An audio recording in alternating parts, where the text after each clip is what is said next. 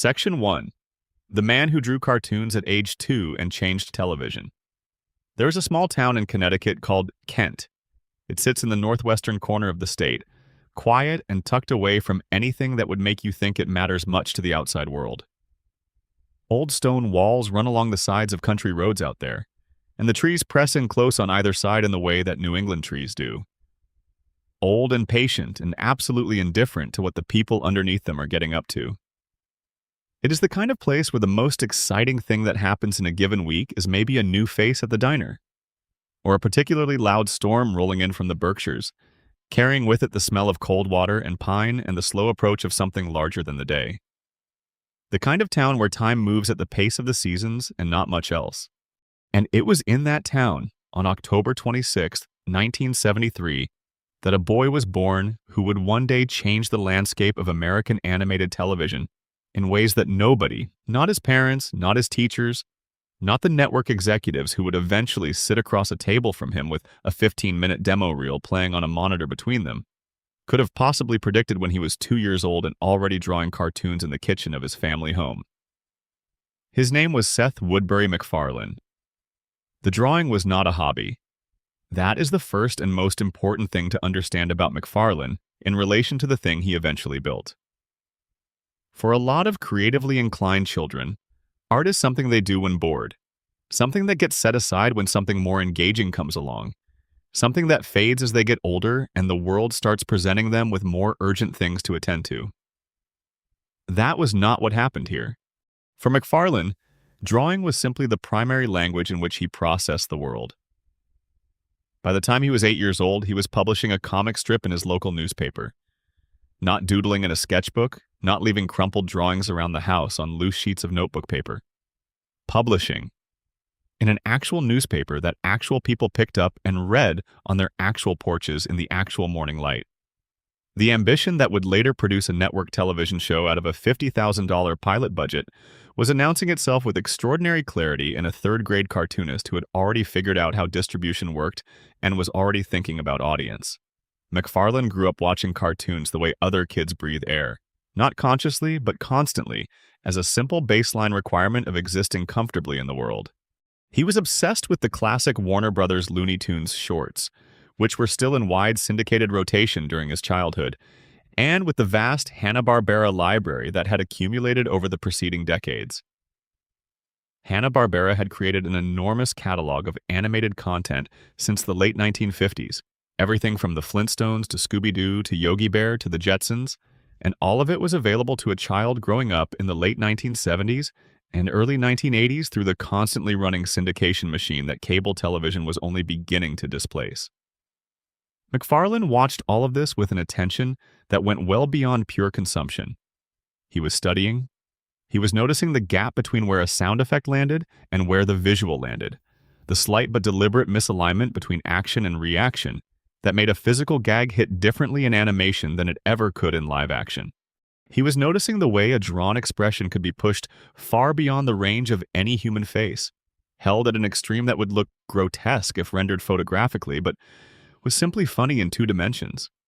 He was noticing the rhythm of comedy in animated form, the specific pacing of a joke told in drawing rather than in performance, the way you could hold a visual beat slightly longer than natural time would allow, and produce something funnier than real timing. He was filing all of this away in a mental library that would eventually become the foundation for everything he created.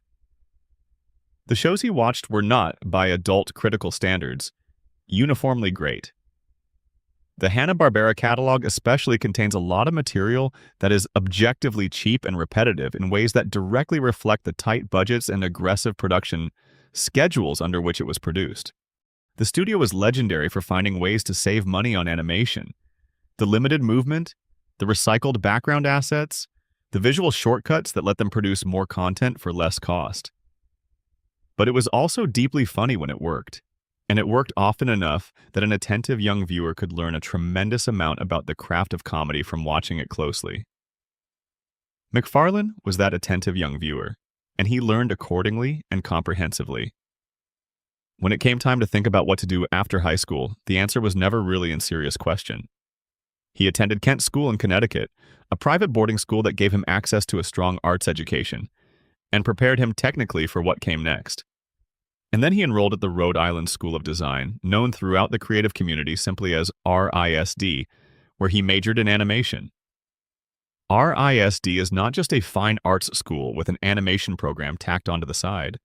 It is one of the most respected and demanding institutions of its kind in the country. And its animation program specifically has produced a disproportionate number of people who went on to do significant and lasting things in the industry. McFarlane was among the most significant. He threw himself into the program with the same relentlessness that had defined his childhood creative output. He was not a background character in his own education, not someone who attended classes and completed assignments and kept his head down. He was performing stand-up comedy at the school during his time there, developing a comfort with live performance and live audiences that would serve him decades later when he hosted the Academy Awards ceremony and took his Family Guy cast on the road to perform the show in front of live audiences around the country. He starred in student films. He made connections with people who would remain important parts of his professional life for the better part of 3 decades. One of those connections was with Mike Henry, whom McFarlane met through Henry's brother Patrick, who was in McFarlane's graduating class. Mike Henry would later become one of the primary voice actors on Family Guy, responsible for a roster of characters including Herbert the elderly gentleman neighbor, Bruce the soft-spoken performance artist, Consuela the recurring cleaning lady, and, for more than 20 years, the character of Cleveland Brown, who eventually received his own spin-off series called The Cleveland Show before Henry stepped away from that particular role in 2020. These were not the kinds of professional connections that form at networking events and dissolve after a few months when circumstances change and people move on to other things. They were the kind that form when you are in a room with someone every day for years, working through difficult creative problems together, discovering what you each think is funny and what you each think is worth doing and why and what you are willing to risk to do it.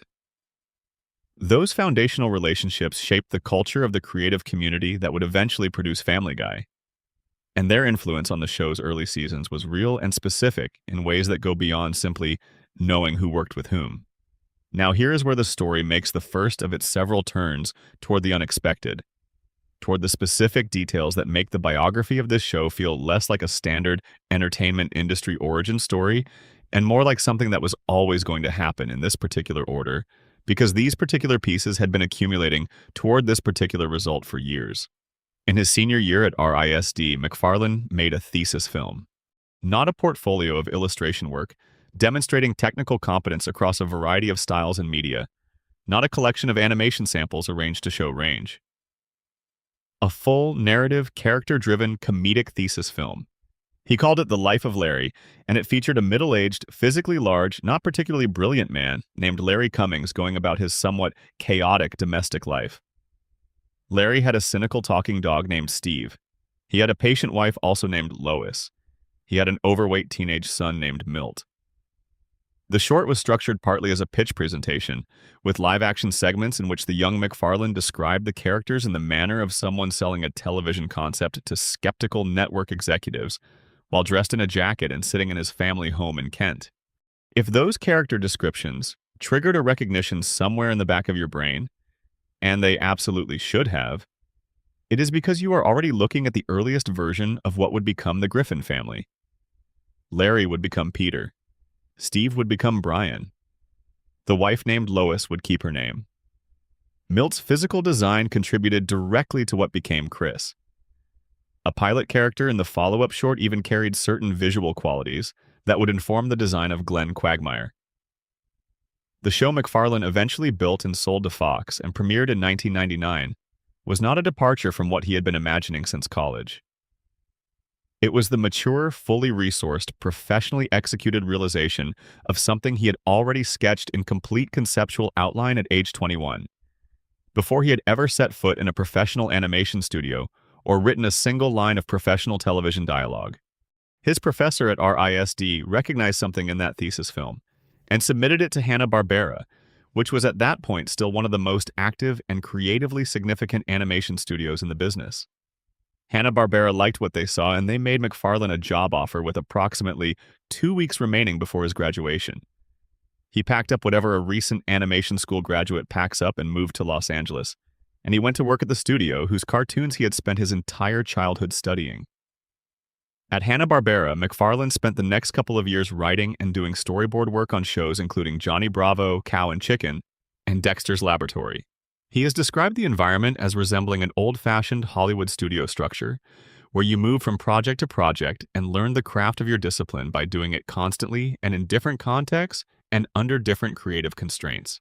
He spent the most time on Johnny Bravo and found that he developed his own stylistic voice most fully on that show, because Johnny Bravo used a scriptwriting process that the other shows did not, giving him more genuine room to make deliberate choices about language and joke construction rather than operating entirely within a more prescribed framework.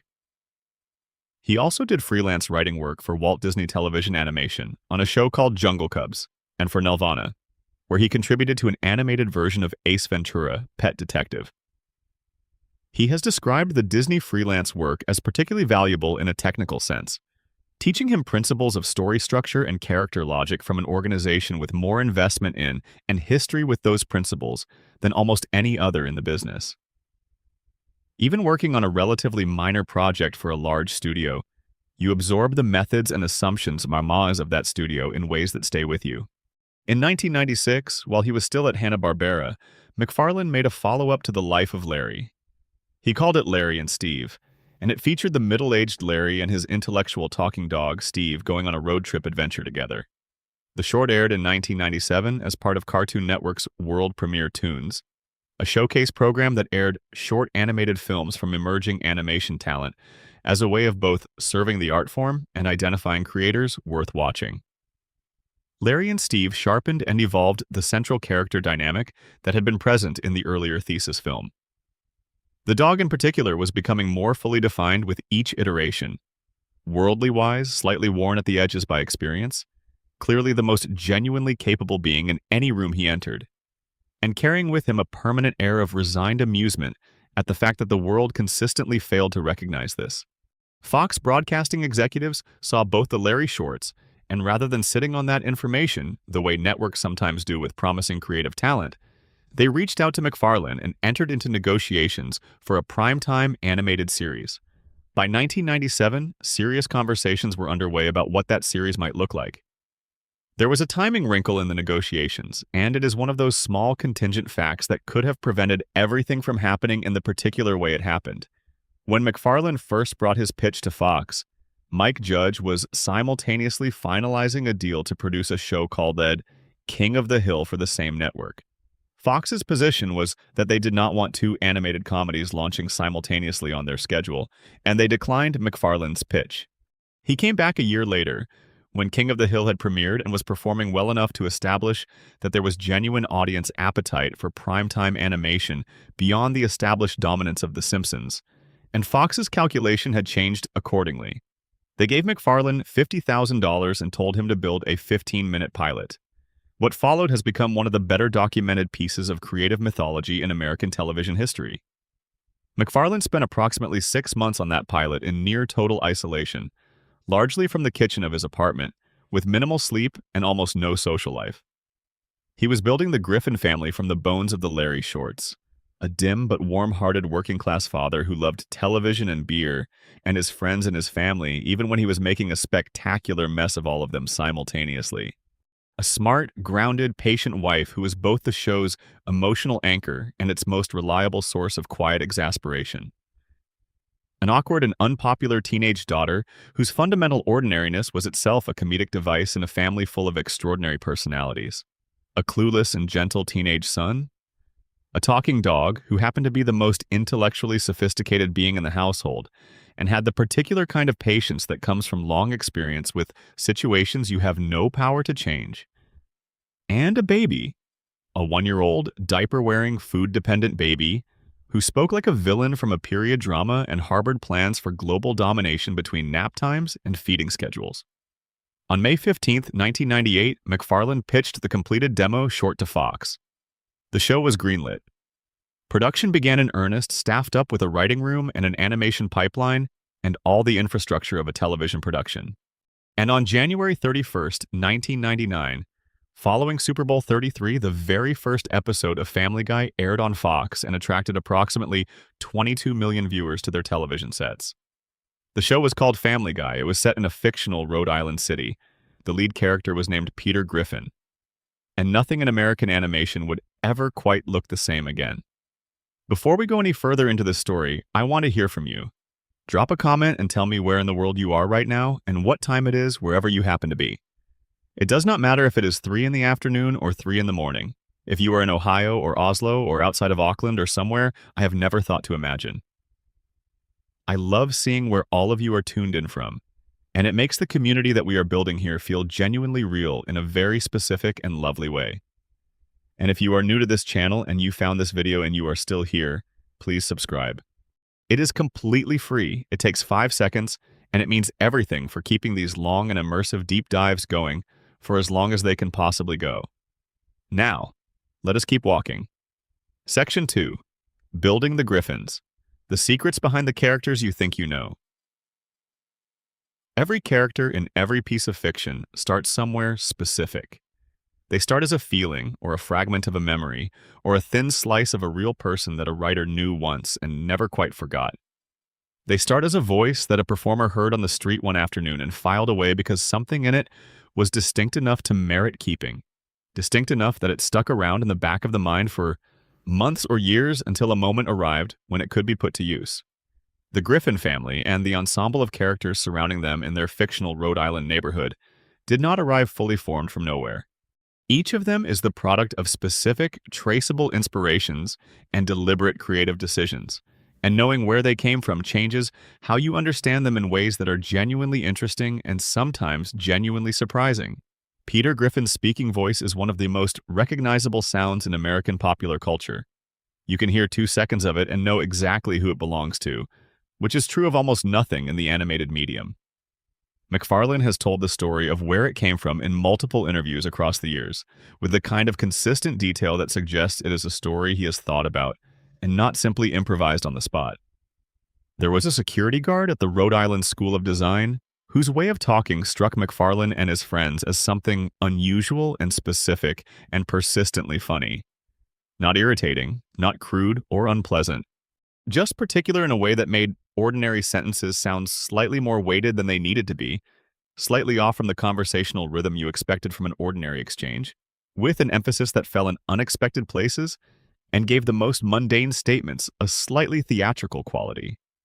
McFarlane and his friends would notice this guard in the course of their daily life at the school, and would find themselves smiling because the voice itself was funny in a way that had nothing to do with anything the guard was actually saying. The humor was in the voice as a mechanism, not in the content it was carrying. McFarlane absorbed that voice and carried it with him through The Life of Larry, where it became the voice of Larry Cummings, and then through the development of Family Guy itself, where it became the permanent property of Peter Griffin. A security guard at a small New England art school, going about his presumably ordinary professional life, having absolutely no idea that someone in his vicinity was quietly archiving his manner of speech in a way that would eventually reach hundreds of millions of people across the entire world, became one of the foundational sonic textures of a show that changed the medium it was made in. There is something genuinely remarkable about that particular chain of causation, and something deeply democratic about the fact that the voice of the show's central character does not trace back to a movie star or a comedy legend, but to an ordinary working person doing his job. Physically, Peter was designed as a large, overweight man with heavy framed glasses, a plain green shirt, and khaki pants.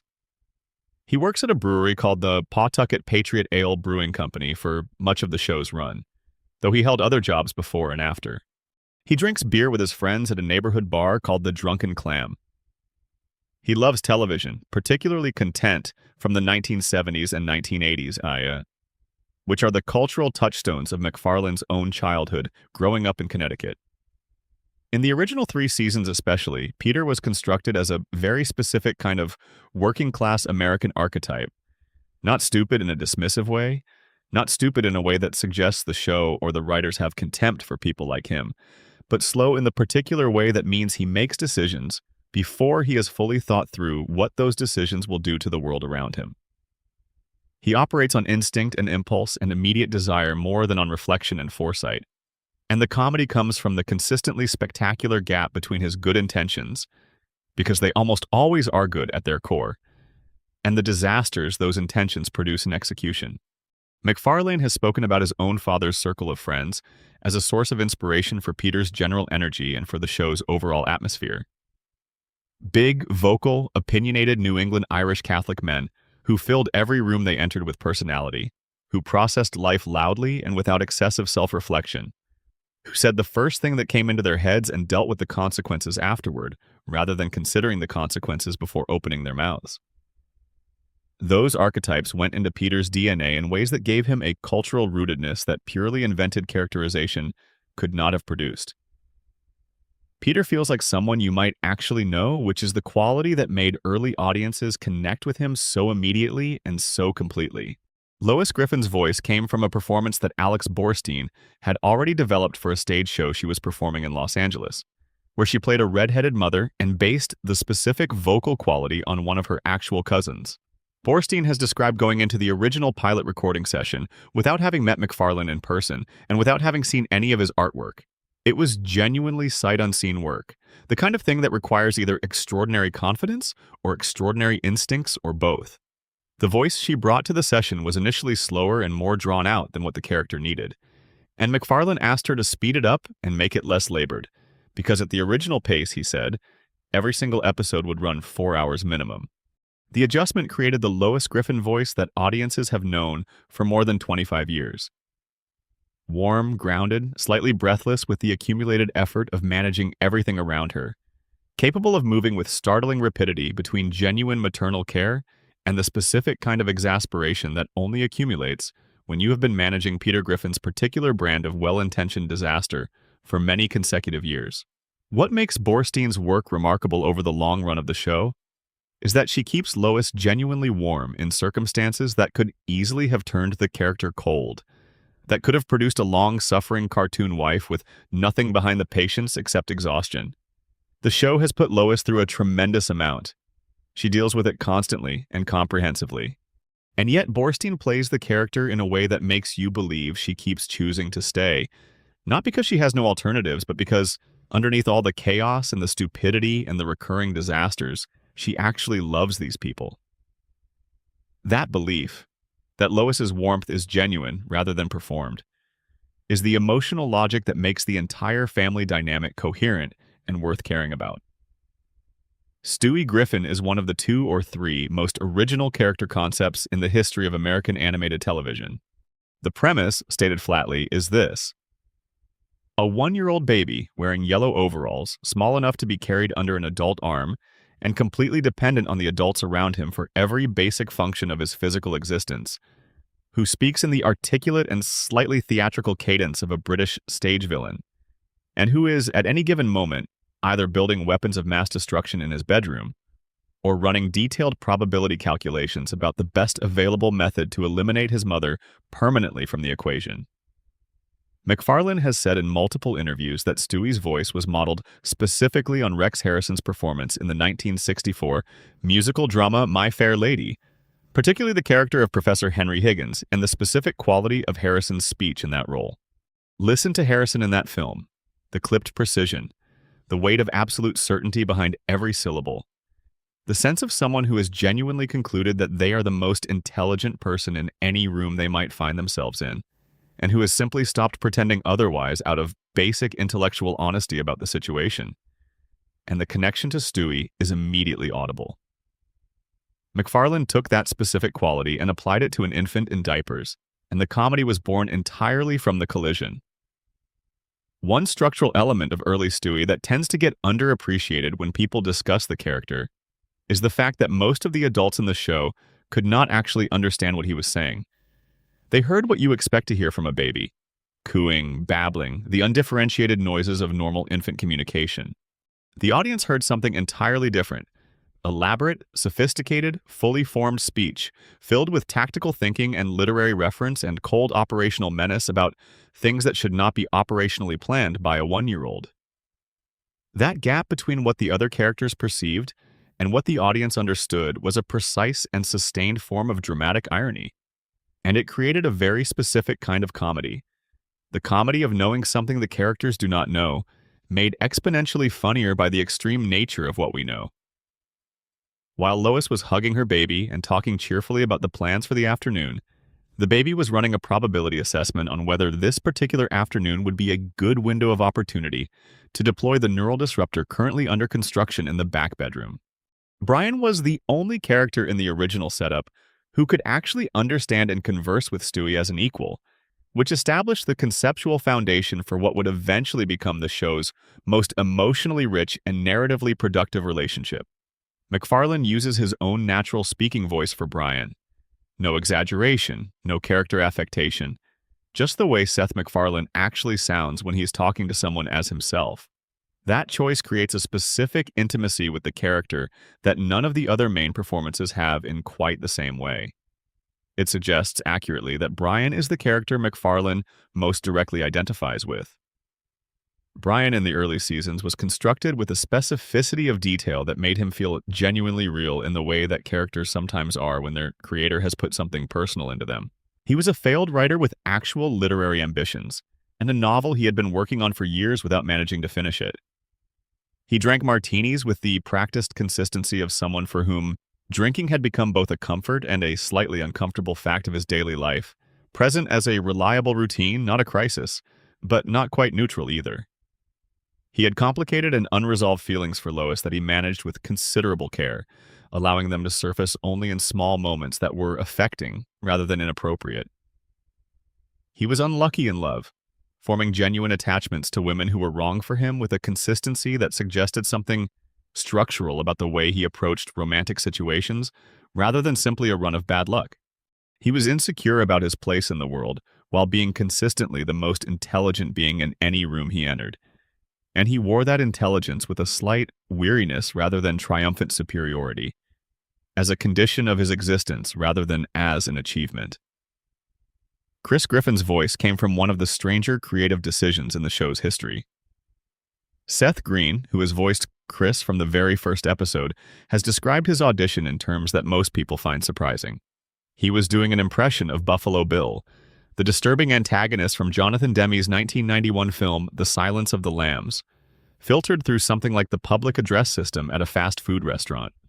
The fundamental character of that particular voice was still present, but muffled and flattened by context in a way that removed the menace and left only the distinctive sonic quality. A voice that sounds gentle and slightly vague and good-natured, which matches Chris's characterization perfectly. The show eventually acknowledged this origin directly in the 13th episode of the 7th season, when Chris reenacted one of Buffalo Bill's most notorious scenes from the film. It is a piece of deeply specific metacomedy that rewards the viewers who know the behind-the-scenes story. One detail about Meg's voice casting that most casual viewers have never encountered. Mila Kunis, who has voiced Meg since the 2nd season, does not sing the character's musical parts in episodes that require Meg to sing. Those vocal duties are handled by Tara Strong, a veteran voice actress whose body of credits is so extensive that you have almost certainly heard her work many times without knowing her name. Every singing performance from Meg Griffin in every episode of Family Guy has technically had a different voice coming out of the animated character than the speaking voice that follows it immediately afterward. Lacey Chabert voiced Meg in the 1st season and departed because of scheduling conflicts between Family Guy and the television drama Party of Five, where she was appearing as a regular cast member. The role went to Mila Kunis, who was at the time still a teenager. Kunis has described her audition process as nerve-wracking in the specific way that auditions are nerve-wracking when you can tell the stakes are real. MacFarlane called her back multiple times over the course of the process, telling her to speak slower, then to enunciate more. Adjusting things in small ways that suggested he was close to a decision, but not quite there. When she finally told him directly that she had it under control, he hired her on the spot. There is something genuinely poetic about the fact that Mila Kunis, who would go on to become one of the most acclaimed, commercially successful, and widely recognized actresses of her entire generation, got her earliest significant professional foothold playing a cartoon teenager who was primarily defined by her complete social invisibility and by being the least interesting member of an extremely strange household. Glenn Quagmire is, within the fictional world of the show, canonically 70 years old despite his apparently younger appearance. This is a running gag the show has returned to multiple times, and it is consistent with the broader character. MacFarlane's voice for Quagmire has a retro mid-century broadcaster quality to it, smooth and slightly anachronistic, the sound of someone whose fundamental personality was formed in a different era and who has simply declined to update his self-presentation since then. Joe Swanson, introduced in the first season, was designed as a character who would be genuinely respected by everyone in the neighborhood. Patrick Warburton brought a booming, earnest authority to the character that made Joe immediately compelling as someone who had actually earned the regard people gave him, which made the Peter jealousy subplot of the introduction episode entirely believable.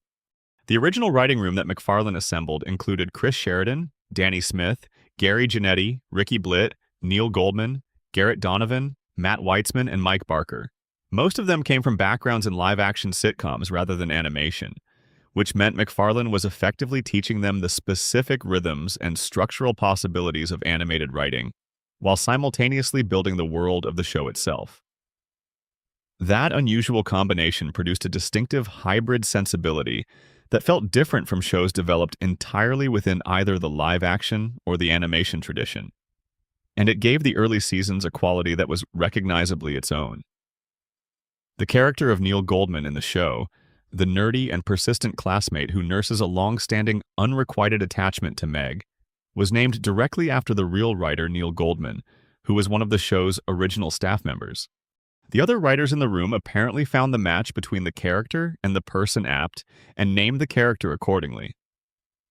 This kind of in-joke, where the real people doing the work of building the show are folded directly into its fictional world, was a recurring practice in the early seasons, and gave dedicated viewers the feeling of being let in on something private and specific. The pilot episode was written by MacFarlane himself and contained several gags transplanted directly from the Life of Larry thesis film, including the sequence where the Griffin family visits Philadelphia and a brief cutaway where Peter recalls the first time he passed gas at age 30. The continuity between a student film made at RYSD in 1995 and a network premiere broadcast in 1999, across nearly 5 years of professional development and creative growth in changing circumstances, is striking evidence of how specific and consistent MacFarlane's creative vision was from the beginning. He knew what he wanted to make before he had the resources to make it. When those resources arrived, he made exactly that thing and not something else. Section 3. The Death and Resurrection. How a Canceled Show Became Television Legend. There is a specific and recognizable quality to the silence that follows a television cancellation. For most shows, it is simply the silence of something that is over. The contracts expire. The writers move on to other rooms and other shows. The sets get struck or rented to someone else. The characters who felt so real for however long the show ran simply stop existing in any new form, and the show becomes whatever version of memory it earns from the people who watched it. Maybe there are retrospectives a few years later. Maybe there is a DVD release for the dedicated fans. Maybe there are reunion interviews that run on websites that will themselves eventually disappear. And that almost always is the complete story. Family Guy experienced that silence twice before it was finished. And then it came back from the dead in a way that had never happened in the history of American television.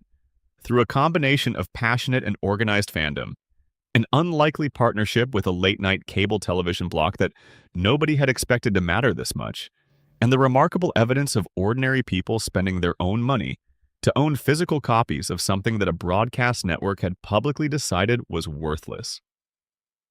To understand how genuinely improbable the resurrection was, you first need to spend some time with how thoroughly finished the show appeared to be. The premiere episode, which aired on January 31st, 1999, following Super Bowl 33, drew approximately 22 million viewers. That number was substantially elevated by the Super Bowl lead-in. Any show that airs immediately following the Super Bowl is going to attract a large audience simply because millions of people are already sitting in front of their televisions and the social friction of changing the channel is low. But the first season still averaged 12.8 million households tuning in every week and ranked the show at number 33 overall in the Nielsen ratings for that year. For a brand new animated comedy with no established audience, no built-in franchise recognition, and no particular promotional momentum beyond the premiere slot, these were genuinely strong numbers that indicated a real and growing audience was forming around the show. Then Fox made a decision that would haunt the network for years afterward. In the second season, they moved Family Guy to Thursday nights at 9 in the evening and placed it directly against Frasier on NBC. Frasier was at that point in its run one of the most popular and critically admired comedies in American television history. It had been collecting Emmy Awards with the regularity of someone gathering groceries, and its audience was among the most loyal in all of primetime broadcasting. The kind of audience that organized their Thursday evenings around the show rather than the other way around. Putting a 2-year-old animated comedy in direct competition with Frasier on Thursday night was not a competitive strategy. It was the network equivalent of asking someone to run a foot race without telling them they were in one. The ratings dropped immediately and significantly. Fox moved the show again, this time to Tuesday nights, where it now found itself competing with Who Wants to Be a Millionaire on a BC. Who Wants to Be a Millionaire was at that moment a genuine cultural phenomenon. The kind of overnight sensation that comes along rarely enough in television, that when it does, people tend to underestimate how unusual it actually is. The show was pulling audience numbers that even network executives who had been around for decades found astonishing. And competing with it on Tuesday nights was as difficult as the Thursday competition with Frasier had been. The ratings suffered. In the third season, Fox placed the show on Thursday nights again, where it had to compete simultaneously with the late-stage finale run of Friends, the most-watched comedy on American television for most of its run, and with the explosive breakout success of CBS's Survivor, which had launched in 2000 and was rewriting assumptions about what kinds of programs could attract large audiences in prime time. That particular combination of competing programming was devastating to Family Guy's numbers in a way that had nothing to do with the quality of the show itself. Throughout all of these scheduling moves, Fox gave the audience no stable home to find the program. There was no DVR technology widely available for regular households at that time. There was no streaming service where you could catch up on episodes you had missed. There was no on-demand viewing of any kind that a typical viewer could access without significant technical effort. If the network kept moving the show around the schedule without adequate promotional support, and if the audience could not know reliably when the show was on, the audience stopped looking for it. The ratings data told Fox that nobody was watching. What the ratings data could not tell Fox was that the audience had not disappeared. It had simply been made structurally unable to find what it was looking for. The show was canceled after the third season in 2002, after 50 episodes spread across 3 seasons of inconsistent scheduling and insufficient promotional support. The writing staff scattered to other projects. The voices went back to other work. There was even a completed episode, When You Wish Upon a Weinstein, that Fox had already decided was too sensitive to broadcast and which was simply sitting in the archive, a finished piece of work with no visible path to an audience. The conventional wisdom in the television industry at the time was clear. Canceled shows stayed canceled. Occasionally you got a DVD. Occasionally you got a reunion special, but you did not get new episodes. Coming back from cancellation simply was not something shows did. Then Cartoon Network's Adult Swim late-night block acquired the rerun rights to Family Guy for what the president of 20th Century Fox Television would later publicly acknowledge was essentially nothing, because nobody believed the show retained any meaningful commercial value after 2 cancellations and several years of poor ratings. Adult Swim needed content to fill its late-night hours without spending a lot of money. Family Guy's rights were available at a price that reflected a canceled show's perceived worthlessness, and a deal was made. Adult Swim premiered the Family Guy reruns on April 20th, 2003. What happened next was genuinely extraordinary, and remains one of the most dramatic turnarounds in the commercial history of American television. Family Guy became the highest-rated program on the entire Adult Swim block almost immediately upon its debut. It did not gradually build an audience over weeks or months, the way a slow-burn cable success sometimes develops. It arrived, and it dominated. The viewership numbers for the Adult Swim block as a whole increased by 239%. Not the ratings for Family Guy as a proportion of a pre-existing stable audience, but the total audience size of the entire block. Every person watching Adult Swim on any given night went up by nearly 2.5 times because people were specifically tuning in for Family Guy. The show that had been written off as worthless was now pulling more viewers to Adult Swim than anything the block had previously aired. The audience that found Family Guy on Adult Swim was somewhat different in character from the audience that had been unable to find it on Fox. It skewed younger and was more heavily concentrated in the college-age demographic. Critically, it encountered the show in a different social context. Late at night, often communally, in dorm rooms and shared apartments and houses where groups of people were watching together and reacting together and quoting things back at each other in real time during commercial breaks. That communal experience of discovery built a specific kind of audience loyalty that is harder to generate when a show airs at 8 on a Sunday night and each viewer watches it alone in silence. The Adult Swim audience did not just watch Family Guy. They claimed it as theirs, as something they had found rather than something that had been marketed to them. At precisely the same moment the Adult Swim reruns were accumulating those numbers, the DVD releases of the first and second seasons hit stores during the same week the reruns started. This timing was either extraordinarily well-coordinated marketing strategy or genuinely fortunate coincidence, and the result was mutually amplifying in the most productive possible way. People who discovered the show on Adult Swim went looking for more and found the DVDs in stores. People who stumbled across the DVDs were drawn to watch the reruns on Adult Swim. The two discovery paths fed each other continuously. The first and second season DVD set sold 400,000 copies within 1 month of its release. Within the year, it had reached 2.2 million copies sold. It became the best-selling television DVD of 2003 and the second best-selling television DVD in history up to that point, behind only the first season of Chappelle's Show on Comedy Central. The third season DVD later sold more than 1 million copies as well. People were not just watching the show on cable television, they were buying it. They were keeping physical copies of it in their homes. They were showing it to friends, lending discs across dormitory hallways, creating a kind of word of mouth that functioned as pre-social media virality, in an era when that kind of informal peer-to-peer recommendation still happened primarily in person rather than online. Fox was paying extremely close attention to all of these numbers. In May 2004, the network that had canceled Family Guy twice made an announcement that had no true precedent in American television history. They were bringing the show back. Not because of strong original broadcast ratings, because of DVD sales, because of cable rerun viewership numbers, because the evidence of an audience was written in those combined figures more clearly and persuasively than any focus group or demographic survey or internal audience research could have expressed it. Family Guy became the first television series ever revived based on DVD sales and cable rerun performance.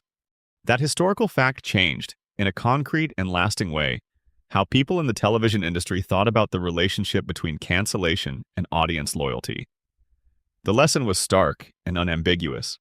Raw first-run broadcast viewership, as measured by the Nielsen overnight ratings, was an imperfect and sometimes significantly misleading measure of actual audience loyalty. And actual audience loyalty could manifest through other commercial channels in ways that had real value even when the broadcast numbers did not reflect it. The fourth season premiered on May 1, 2005 as part of Fox's Animation Domination Sunday night lineup, alongside The Simpsons, King of the Hill, and a brand new McFarlane creation called American Dad. The premiere drew 11.85 million viewers according to the New York Times at the time, the show's strongest single-episode performance since the original Super Bowl premiere. The fans who had kept the show alive through DVD purchases and Adult Swim reruns showed up in numbers that confirmed beyond any doubt that what the commercial data had been suggesting was true. There was a real audience for this show, a loyal and demonstrably committed one, that had simply needed a reliable way to find it. The first episode of the revival acknowledged the cancellation with a sequence in which Peter Griffin read a long list of all the Fox shows the network had canceled. Family Guy to make room for, Dark Angel, Titus, Undeclared, Action, That 80s Show, Wonderfalls, Fastlane, Andy Richter. Controls the Universe, Skin, Girls Club, Cracking Up, The Pits, Firefly, Get Real, Freaky Links, Wanda at Large, Costello, The Lone Gunman. A Minute with Stan Hooper, Normal Ohio, Pasadena, Harsh Realm, Keen Eddie, The Street, The American Embassy, Cedric the Entertainer. Presents The Tick, Luis, and Greg the Bunny, delivered with increasing bewilderment and puzzlement. by a man who clearly had not expected the list to be this long when he started reading it. The sequence was both pure comedy and a pointed piece of institutional commentary. Fox had canceled a show with a real and passionate audience to make room for a parade of projects that most people had already entirely and completely forgotten ever existed.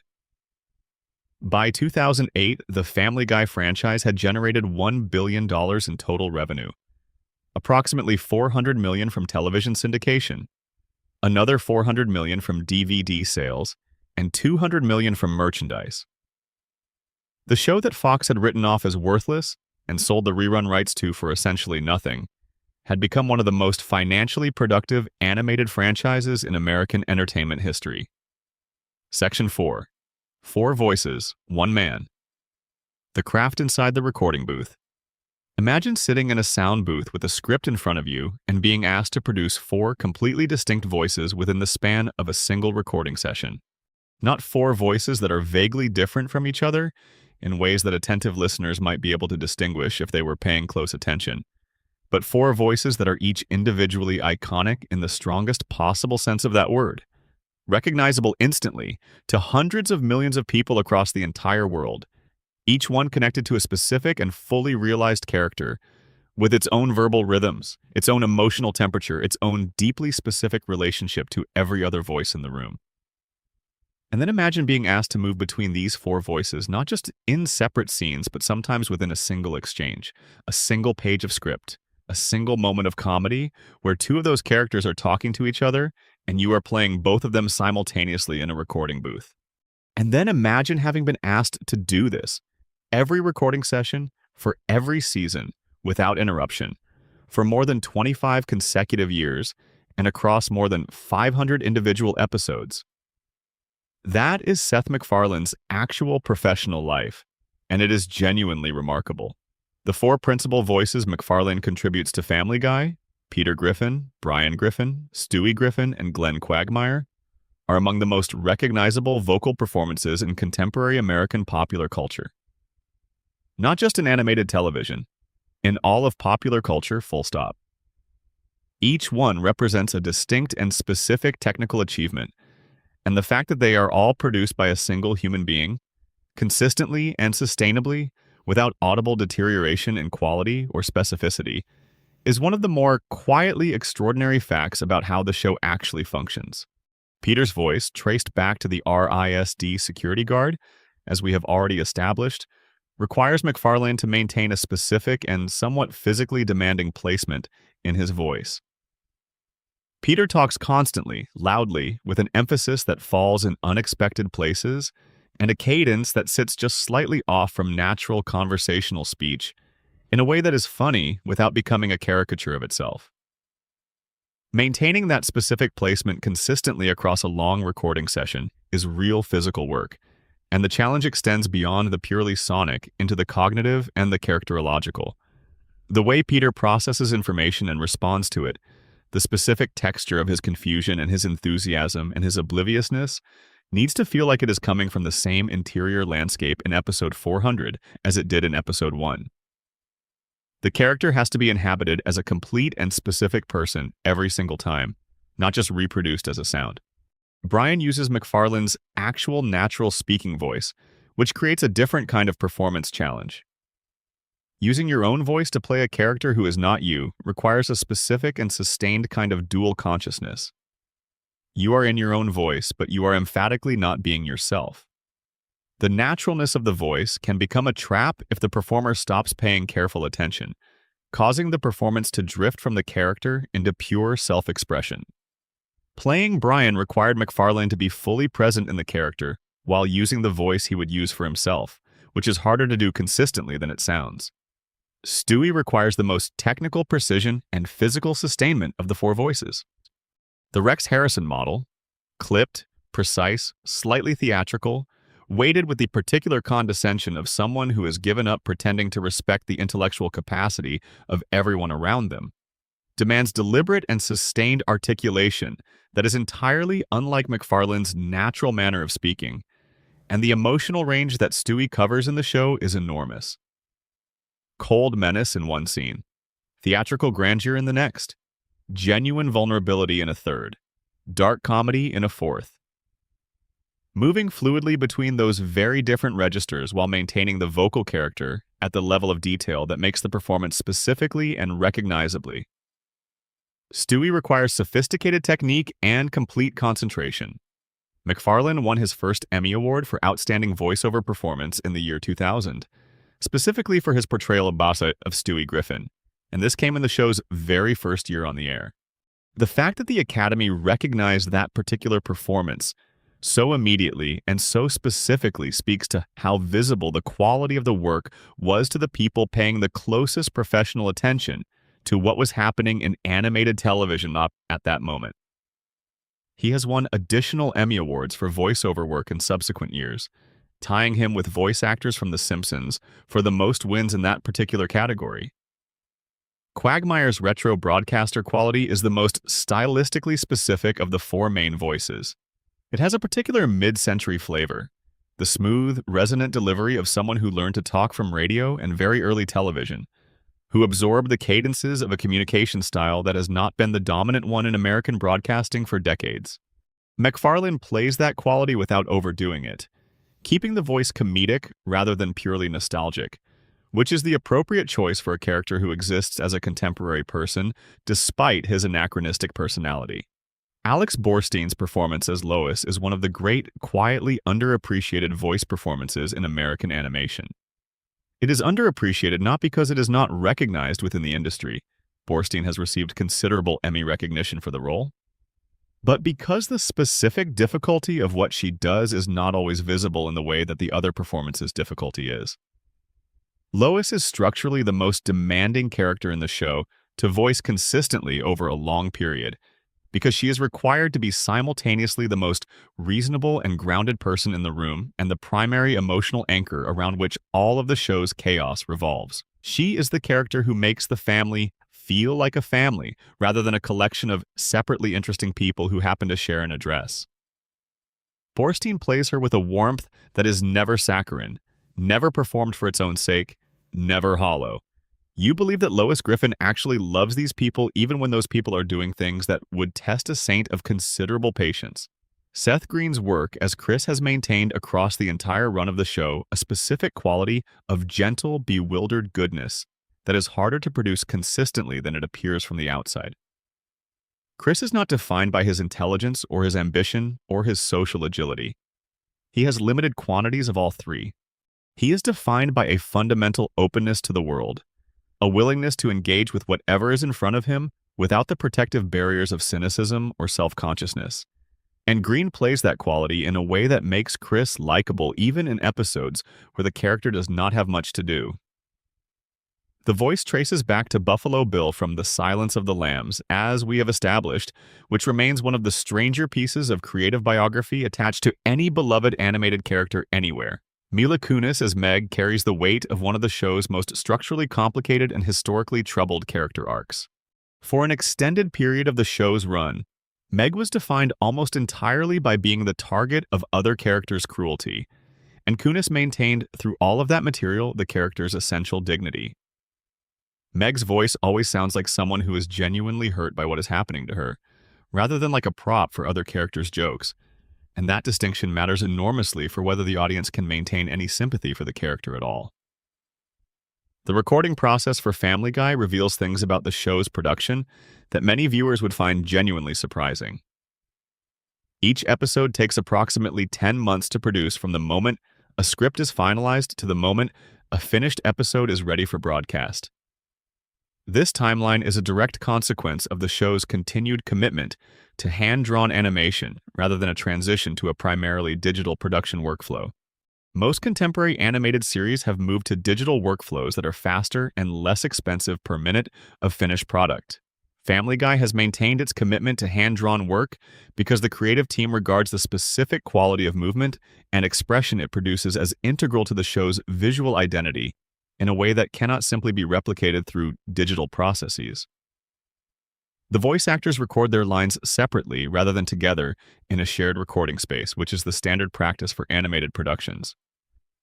They record at different points in the production timeline based on when their scenes are needed, often months before the finished episode will air.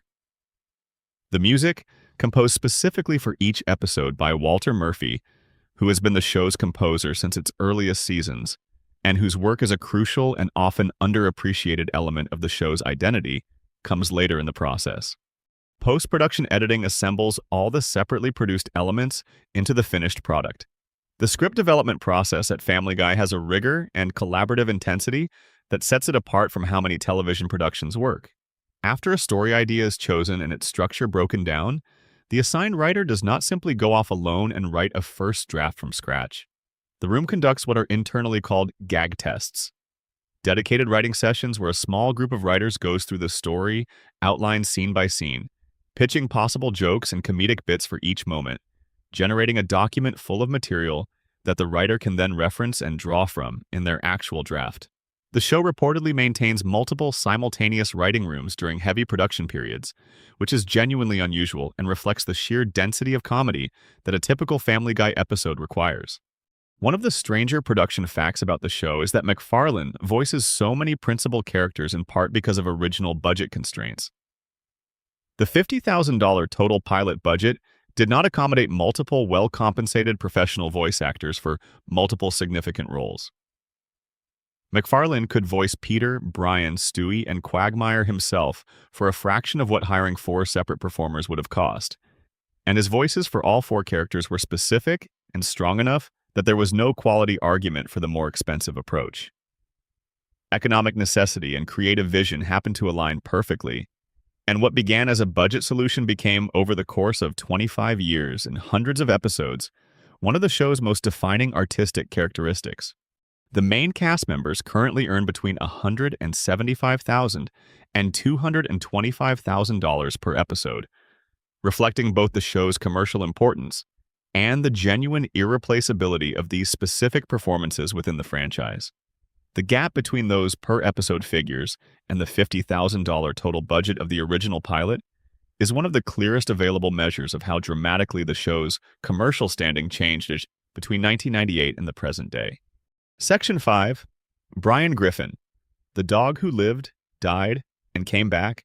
Brian Griffin's story within Family Guy is, depending on where you enter it and what you are looking for, either the portrait of a beloved character's gradual corruption over many seasons, or the story of meaningful evolution from a limited original concept into something more emotionally complex and relationally rich, or a case study in what happens when a show refuses to commit to the consequences it has set in motion. He is the most discussed character in the show's history among serious and longtime fans because what happened to him over the course of the series touches on nearly every significant question about the show's creative identity and about what it chose to be when it had to make choices. In the original 3 seasons of the show, Brian was the character who made the show's world feel navigable. Every ensemble comedy, if it is going to work over time, needs at least one character who reacts to the surrounding chaos in the way a reasonable, thoughtful, observant person would actually react, who looks at the situation that has developed and says the thing that acknowledges the absurdity while maintaining enough composure and perspective to help the audience locate themselves within it. In Family Guy, that character was Brian, and he performed that function with precision and consistency in the early years. He was the eye of the show's particular storm, and without him, the show would have been considerably harder to inhabit emotionally. What made early Brian special was the specificity of his characterization beyond that functional role. He was a failed writer with actual literary ambitions. Not just someone who talked about wanting to write, but someone who had a specific project, a novel that he had been working on for years without managing to bring it to completion. He drank martinis with the practiced consistency of someone for whom drinking had become simultaneously a genuine comfort and a slightly uncomfortable habit that he had stopped pretending was not a habit.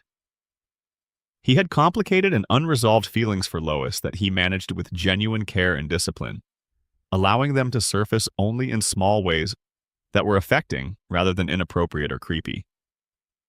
He was unlucky in love in the specific way of someone who forms genuine and deep attachments to people who are wrong for him, with a consistency that suggested something structural about how he approached emotional connections, rather than simply a string of bad luck. He was the most intelligent being in the Griffin household, consistently and comprehensively, and he wore that intelligence with a slight but genuine weariness, rather than with any kind of triumphant superiority. As a condition of his existence rather than as an achievement he was proud of. His friendship with Peter had genuine and specific texture that went beyond the simple straight man and funny man dynamic that a lesser show would have settled for. Brian needed Peter to remind him, through the sheer unstoppable force of Peter's complete engagement with ordinary life, that most of the things Brian spent time intellectualizing were not actually as serious or as weighty as his pretensions made them seem. Peter needed Brian to help him understand the world he was constantly blundering through with such complete, good-natured obliviousness. The friendship made sense in ways that were not entirely logical when you described them in abstract, but were completely recognizable when you watched them, which is the mark of a relationship that has been written from actual observation of how human connections work. The character evolution that began after the revival in 2005 started, as these erosions often do, with something that seemed small and manageable in the moment. Brian's political views, which had always been present as one ingredient among many in his characterization, began taking up more and more narrative space. In the early seasons, the fact that Brian was politically liberal, openly atheist, and had strong opinions about social issues was simply part of who he was, one of many qualities that together constituted a complex and interesting character. After the revival, those views started being expressed more directly and more frequently through scenes that functioned less as character development and more as editorial statement. Scenes where the purpose seemed to be the position itself rather than what the position revealed about Brian as a person. Viewers who agreed with the positions found those scenes preachy. Viewers who disagreed found them alienating and one-sided. Almost nobody found them as entertaining as early Brian had been, because the show was using the character as a vehicle rather than inhabiting him as a person. The deeper problem was what happened to Brian's actual interior life beneath the politics. The genuine intelligence that had made early Brian such a compelling presence began, gradually and then more dramatically, to erode. The later Brian claimed the same intellectual authority that the early Brian had actually demonstrated, but without the substance to back it up. He talked at length about being a serious literary writer, while his actual writing was mediocre. He claimed moral superiority over the people around him, while his actual behavior was regularly worse than most of theirs. He was, in the language the show itself eventually used, a fraud. And unlike in the early seasons when Brian's flaws were balanced by his genuine strengths and his genuine kindness, the later Brian's fraudulence was not balanced by anything comparable. The episode Brian Writes a Bestseller from Season 9 is most commonly cited by fans as the turning point, where Brian became genuinely and consistently difficult to root for. Stewie, who has become one of Brian's closest emotional connections over the preceding seasons, encourages a struggling and directionless Brian to get back to writing. Brian takes that encouragement and writes a self-help book called Wish It, Want It, Do It, which becomes a massive commercial success. Brian's response to that success is to become completely insufferable in ways that are carefully cataloged by the episode. He is arrogant beyond any rational justification. He is dismissive and contemptuous of Stewie's contribution to his revival. He treats the one person who believed in him when nobody else did with open hostility and condescension. The episode is constructed to make Brian as unsympathetic as possible, which might have been a valid creative choice if the show had then used it as the trigger point for genuine character development. It was not used that way. The Quagmire speech from Season 8's Jerome is the New Black is one of the most precisely and carefully constructed pieces of character-on-character criticism in the show's entire history. And it has been quoted and analyzed by fans for years because of how accurately it describes what Brian had become. Quagmire articulates, in detail, exactly why he dislikes Brian. Brian is a fraud who claims intellectual credibility he has not earned through any actual intellectual work. Brian constantly and openly pursues Lois in front of her husband Peter, who is supposed to be Brian's best friend. Brian's literary career is a consistent failure that he refuses to honestly acknowledge. Brian has abandoned his own biological son. Every single item in Quagmire's accounting is backed up by specific things the show has actually depicted on screen. This is not a character being unfairly maligned by someone with a grudge. It is an accurate inventory of genuine flaws delivered without diplomatic cushioning by someone with no obligation to be gentle. What makes the speech ultimately frustrating rather than redemptive is what it failed to produce. The show clearly intended for the audience to understand that Brian had become insufferable and clearly intended for the audience to side with Quagmire's assessment. The writers were fully aware that the character had drifted far from what had made him compelling. They were acknowledging that awareness explicitly through the Quagmire speech. But acknowledgement without consequent change is not development. It is just commentary on a problem that remains unsolved. Brian continued to behave in all of the ways Quagmire had cataloged in the episodes that followed the speech. The mirror was held up, examined, acknowledged, and then put firmly away while the show went right on, doing what the mirror had shown. The death of Brian in Season 12's Life of Brian was a genuine television event in ways that are still remarkable to think about even at a distance. The episode treated the death with emotional weight. The family mourned visibly and specifically. Stewie was devastated in ways that felt genuine rather than performative. A new dog named Vinny, voiced by Tony Sirico from The Sopranos, was introduced as a replacement family pet. The fan response was extraordinary and immediate. The death trended on social media platforms. It was covered by major national news outlets. People who had been watching the show for years expressed genuine grief over the loss of a character they had grown up with. Whatever Brian had become in the later seasons, the original Brian, the smart, kind, genuine Brian of the early years, was still alive in the audience's emotional relationship with the character, and losing him felt like losing something that had genuinely mattered. 2 episodes later, in the Christmas episode that followed, Stewie used a stolen time travel device to go back in time and prevent Brian from being hit by the car. Brian came back to life. Everything was restored. Vinny was gone. The death, the grief, the replacement dog, all of it was undone in the span of about 3 weeks of broadcast time. The backlash to the resurrection was in some ways angrier and more sustained than the grief over the death had been, because it confirmed what the show's most critical viewers had suspected from the beginning. The death had been a short-term ratings stunt, rather than a genuine and committed narrative decision. The willingness to kill Brian had generated exactly the volume of cultural attention and emotional engagement that the show needed to drive viewership numbers for a few weeks. The willingness to immediately reverse that death confirmed that generating the engagement had been the entire point, and that the story had never been real enough to be worth committing to. The show's relationship with permanent consequences was entirely decorative. Big things could happen. The big things just could not be allowed to actually matter. Brian's history since his return has included genuine moments that recaptured something of the original character's warmth and intelligence, particularly in episodes that focused on his relationship with Stewie. The depth of that friendship, when the show commits to it fully, remains one of the most emotionally resonant elements of the entire series. Those moments serve as evidence that the writers have not forgotten who Brian was and what made him matter. The challenge is that reaching for that original character has become the exception rather than the rule. And the alternation between the original Brian and the problematic later Brian without any coherent through line connecting them is the defining and most persistent frustration of the character's later history on the show. Section 6. Stewie Griffin.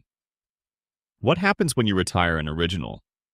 In the full history of animated television, truly original character concepts arrive rarely enough that when they do, the thoughtful creative response is to treat them with extraordinary care and to continue investing in what makes them unique for as long as the material and the talent can sustain it. Stewie Griffin was one of those concepts.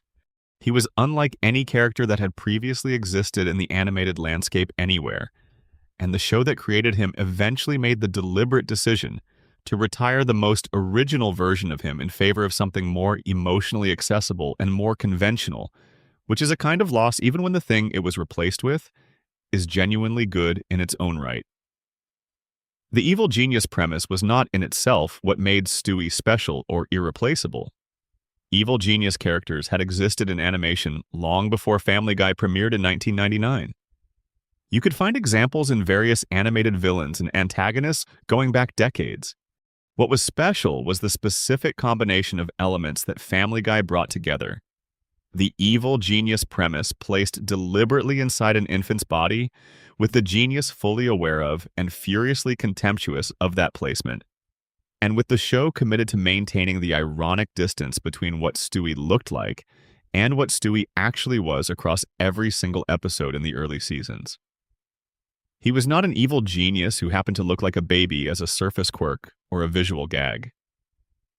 He was an evil genius who was genuinely trapped inside a baby's body, dependent on those around him for every basic function of his physical existence, and who took every possible opportunity to communicate his fury about this situation and his absolute certainty that it was a temporary condition he would shortly rectify. The contrast was the foundation of every scene he appeared in.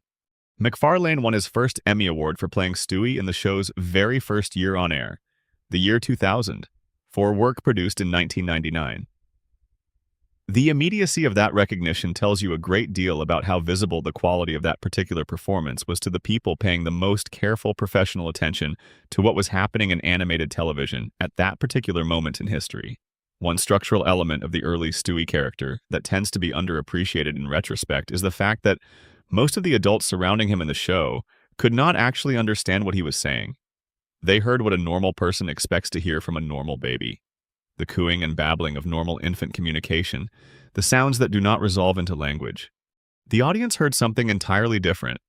Elaborate, sophisticated, fully formed speech packed with tactical thinking, strategic planning, literary reference, and cold operational menace about things that should not be operationally planned by someone who still needed someone else to change his diaper. That gap between what the other characters perceived and what the audience understood was a precise and carefully maintained form of dramatic irony that created a very specific kind of comedy. The comedy of knowing something the characters do not know, made exponentially funnier by the specific and extreme nature of the secret we are keeping. The Season 6 two-parter, Stewie Kills Lois and Lois Kills Stewie, function as an unofficial but quite deliberate farewell to the original version of the character. In those two episodes, Stewie finally achieves what he had been working toward since the very first episode. He kills Lois, he takes over the world, and he becomes the global dictator he had always planned and intended to be. The episodes were dramatically ambitious, and they worked on both comedic and genuine dramatic levels. And then came the twist that reset everything, a simulation on Stewie's computer. None of it had happened. Everything returned to exactly where it had been before. After those episodes, the evil Stewie largely retired from the show. The world domination plots became rare to the point of near disappearance. The attempts on Lois's life essentially stopped. The weapons and machines that had defined the character's first 3 seasons showed up occasionally as nostalgic callbacks, but were no longer the structural basis of his storylines or his identity. The character who had once delivered extended monologues about crushing civilization under his tiny fist now had storylines primarily about personal identity, emotional insecurity, and the nature of his friendship with Brian. The argument for this evolution is real and deserves to be engaged with seriously. The evolved Stewie is capable of genuine love, genuine sacrifice, and genuine grief in ways that the cold villain of Season 1 could not have been. The Christmas Guy episode in Season 12, where Stewie uses time travel at considerable personal cost specifically to save Brian's life after his death, is a genuinely moving piece of storytelling that depends entirely on the years of relationship development between the two characters. That specific episode, with that specific emotional weight, could not have existed without the evolution.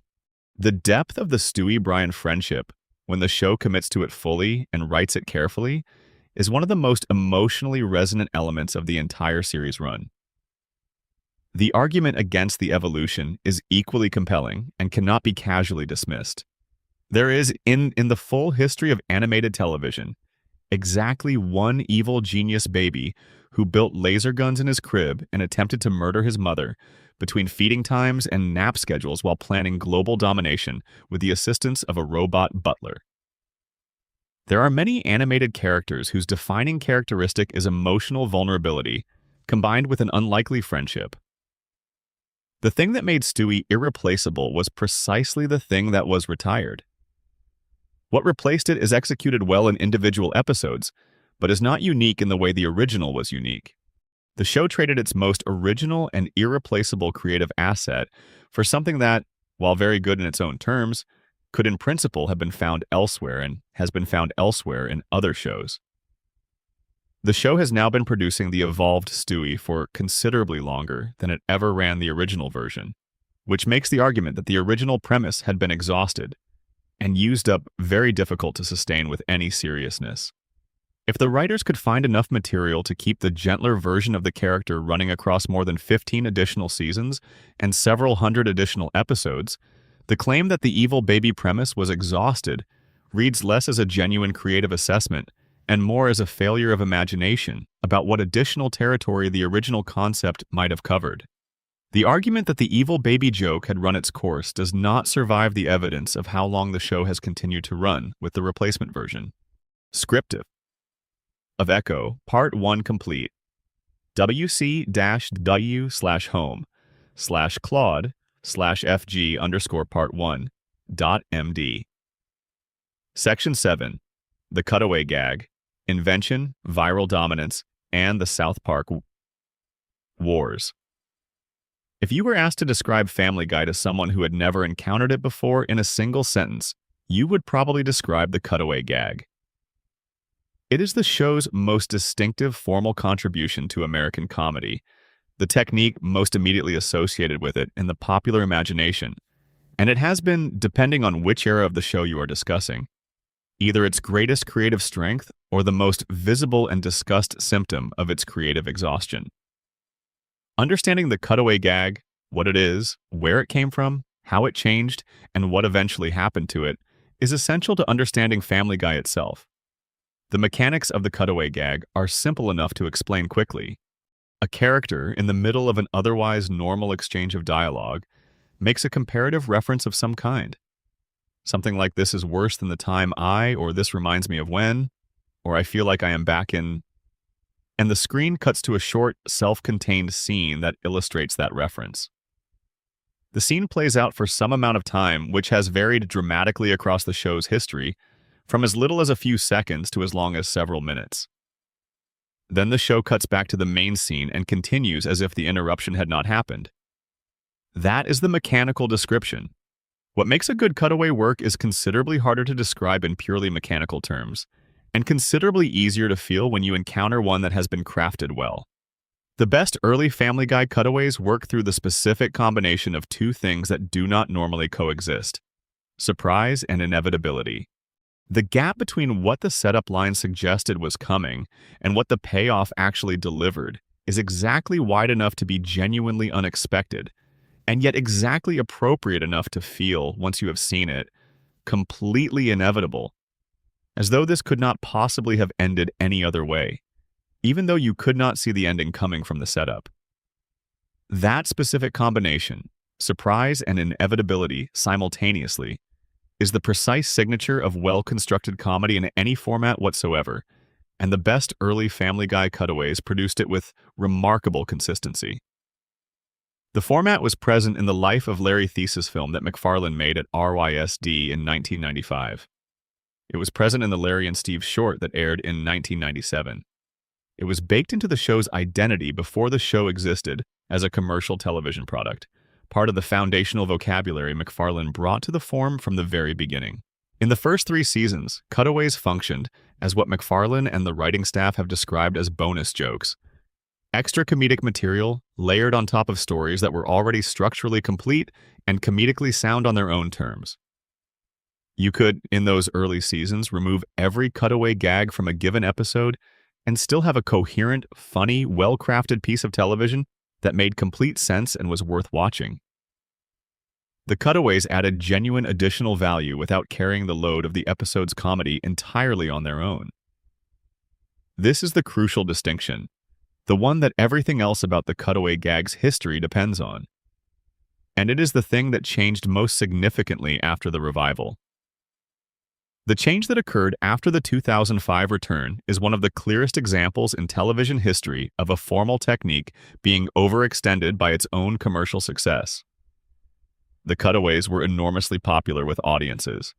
They were extremely well suited to the emerging culture of online video sharing. Early YouTube launched in 2005, the same year Family Guy returned from cancellation, and the cutaway gag format was essentially purpose-built for what video sharing platforms would eventually do for comedy. A 30-second self-contained comedic scene with a clear premise and a clear punchline was the perfect unit of shareable video content, and Family Guy cutaways were among the most widely shared pieces of video on YouTube during the period roughly from 2005 to 2015. The show generated viral moments with a consistency that was unmatched by almost any other scripted program. The viral success of individual cutaways created incentives, whether the show's creative team consciously designed those incentives or not, to produce more cutaways to make them longer, and to prioritize them structurally within the episodes rather than treating them as supplementary material.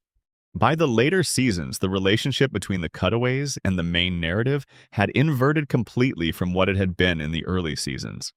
The main story had become the connective tissue between cutaways rather than the other way around. An episode might contain so many cutaway sequences that if you removed all of them from the finished product, you would have approximately 10 minutes of actual narrative in a 22-minute episode. The jokes were no longer supporting the story. They were the show, and the story existed only to provide the structural excuse for the joke's presence. The South Park critique of this tendency, delivered in the 2006 two-part episode Cartoon Wars, is the most famous and most discussed piece of one animated show publicly commenting on another in television history. Trey Parker and Matt Stone depicted Family Guy's joke-writing process as being conducted by manatees who randomly pushed idea balls together inside a tank, with whatever combination of balls happened to end up adjacent to each other at any given moment, determining the content of the next cutaway gag. The implication was clear, pointed, and deliberately insulting. The comedy required no craft, no skill, no intentional thought of any kind. The jokes were generated by a random process and could be placed anywhere in any episode without anything changing, because none of them connected to anything else. Parker has spoken in subsequent interviews about the response to those Cartoon Wars episodes from within the television industry, and what he has described is striking. He has said that following the episodes, the writing staff at The Simpsons sent flowers to the South Park team with a note expressing gratitude and describing what Parker and Stone had done as doing God's work. The willingness of The Simpsons writers to express public solidarity with a critique of a competing show on the same network suggests that the frustration with Family Guy's approach to comedy was not limited to Parker and Stone personally, but was more broadly shared among the people in the industry who were paying the most careful attention to what was happening in animated television. The critique contained a genuine and substantive point that was separate from whatever competitive animus drove its expression. The difference between the best early Family Guy cutaways and the later ones is precisely and specifically the difference between comedy that is placed and comedy that is random. The early cutaways felt placed in a specific way. They felt like the specific joke that belonged in that specific moment, in that specific episode, connected to the themes and characters and situation of the episode in ways that made their presence feel earned rather than arbitrary. The later cutaways often felt genuinely interchangeable with each other, and with cutaways from completely different episodes, which is the precise diagnostic sign of comedy produced industrially and assembled rather than crafted individually and specifically. The Conway Twitty gag became the single most discussed and most criticized example of the cutaway format's declining standards, and it has become a kind of shorthand for the era of Family Guy's production where the show was clearly not holding itself to the standards that had made it great. Beginning in Season 6, the show developed a recurring bit where, instead of a joke of any kind, the screen would simply cut to an extended and entirely unedited performance of a real Conway Twitty song. Not a parody of a Conway Twitty song, not a reference to a Conway Twitty song. An actual full-length performance of one of Conway Twitty's actual country music songs, running for an uncomfortably long time while the audience sat and waited for a punchline that was genuinely never going to arrive. The first occurrence of this bit worked, to the degree that it worked at all, through the pure and complete unexpectedness of the experience. Anti-humor, the deliberate and committed refusal to deliver the expected comedic payoff, can be genuinely funny when it is deployed correctly, with the right timing and the right context and the right level of commitment. By the third or fourth Conway Twitty performance, however, the unexpectedness that might have justified it the first time was completely gone, And what remained was simply the experience of watching a television show that knew it owed you a joke and had decided to give you archival footage of a country singer instead. It became the clearest and most concrete available demonstration that the writers in that particular period were aware they did not have enough good material to fill the episode and had decided to fill the remaining time with something that required no creative effort whatsoever. The show has been aware of its own cutaway dependency for many years and has produced self-aware meta-commentary on it in multiple episodes. The Season 10 episode Back to the Pilot contains a moment where Brian and Stewie, having traveled back in time to the first episode of the show, observe the other characters standing around in an awkward and unoccupied silence during one of the cutaway sequences, with nothing to do with themselves while the unrelated gag plays out, and they wait for the narrative to return to them. The joke is a specific and accurate observation about the structural problem with cutaways. They require the main characters to pause in a kind of narrative suspension while an unrelated scene happens somewhere else, leaving them with nothing to do. It is a genuinely funny meta-observation. It is also, at the same time, an inadvertent but precise acknowledgement of exactly the problem that critics and fans had been describing for years. The contrast between the cutaway-dependent episodes of the later seasons and the Season 8 episode Brian and Stewie is as clear and instructive a piece of evidence as anything available for understanding what the cutaway dependency cost the show. Brian and Stewie has no cutaway gags whatsoever. Brian and Stewie are locked together in a bank vault overnight and spend the entire 22 minutes simply talking to each other. Real conversation, real honesty, real vulnerability. Brian reveals that he keeps a loaded gun in a safety deposit box in that vault because he has thought, on more than one occasion, about ending his own life. Stewie reveals how deeply and completely Brian matters to him, in ways that are specific and moving rather than generic. The episode is consistently ranked among the finest episodes in the show's entire production history, and it proves beyond any reasonable argument the point that the show's most thoughtful critics had been making for years. Family Guy does not need cutaway gags to be compelling. It needs good writing and well-developed characters. The cutaways had been substituting for both of those things for a long time. Section 8. Banned, censored, and controversial. The episodes that fought with the network. Every long-running network television show accumulates, across the years of its production, a set of stories about content that almost did not make it to air, or that aired only in some geographic markets and not others, or that never aired in its country of origin at all, despite having been produced and completed and paid for. Family Guy's collection of these stories is larger than most comparable shows of similar length and similar scope, partly because the show has never been particularly cautious in its approach to difficult and sensitive subject matter, and partly because the relationship between its creative team and the network that broadcasts it has been complicated in ways that extend beyond individual episode-level disputes to larger questions about creative autonomy and institutional values. The most famous and most discussed of these stories involves an episode that remains, to this day, and as far as can be verified, unaired on American television. The episode is titled Partial Terms of Endearment. It is the 21st episode of the 8th season. It was written by Danny Smith and directed by Joseph Lee. The plot of the episode centers on Lois Griffin agreeing to serve as a surrogate mother for an old friend from her college years and that friend's husband. Partway through the pregnancy, the friend and her husband are killed in a car accident, leaving Lois in the difficult and unprecedented position of having to make a decision about what to do with the pregnancy in circumstances that no amount of advanced planning or good intentions could have adequately prepared her for. The show approaches this material in the way that Family Guy at its best approaches difficult subject matter, with humor that acknowledges the genuine seriousness and difficulty of what is being discussed, without using that seriousness as a reason to avoid making jokes about it, and with a willingness to take an actual coherent position, rather than retreating into the kind of comfortable both sides ambiguity that tends to produce comedy that offends everyone while satisfying nobody. MacFarlane described the episode in a 2012 special as the closest thing the show had ever produced to a modern-day All in the Family episode. Comedy with genuine social engagement and genuine stakes at its core, rather than just using a social topic as backdrop for unrelated jokes. Fox decided not to air it. The network's decision was announced publicly at San Diego Comic-Con in 2009, before the 8th season had even begun its broadcast run on the network. Fox communicated that the subject matter was too sensitive for broadcast on their network, and they made a specific request that Adult Swim honor that decision as well, and declined to air the episode in their reruns, which Adult Swim did. The BBC aired the episode in the United Kingdom in June 2010 in its regular broadcast slot to an audience of close to 1 million homes in its premiere. Critical response from British critics was largely positive, with reviewers noting in particular the show's willingness to engage with a topic that American television had historically treated as essentially untouchable.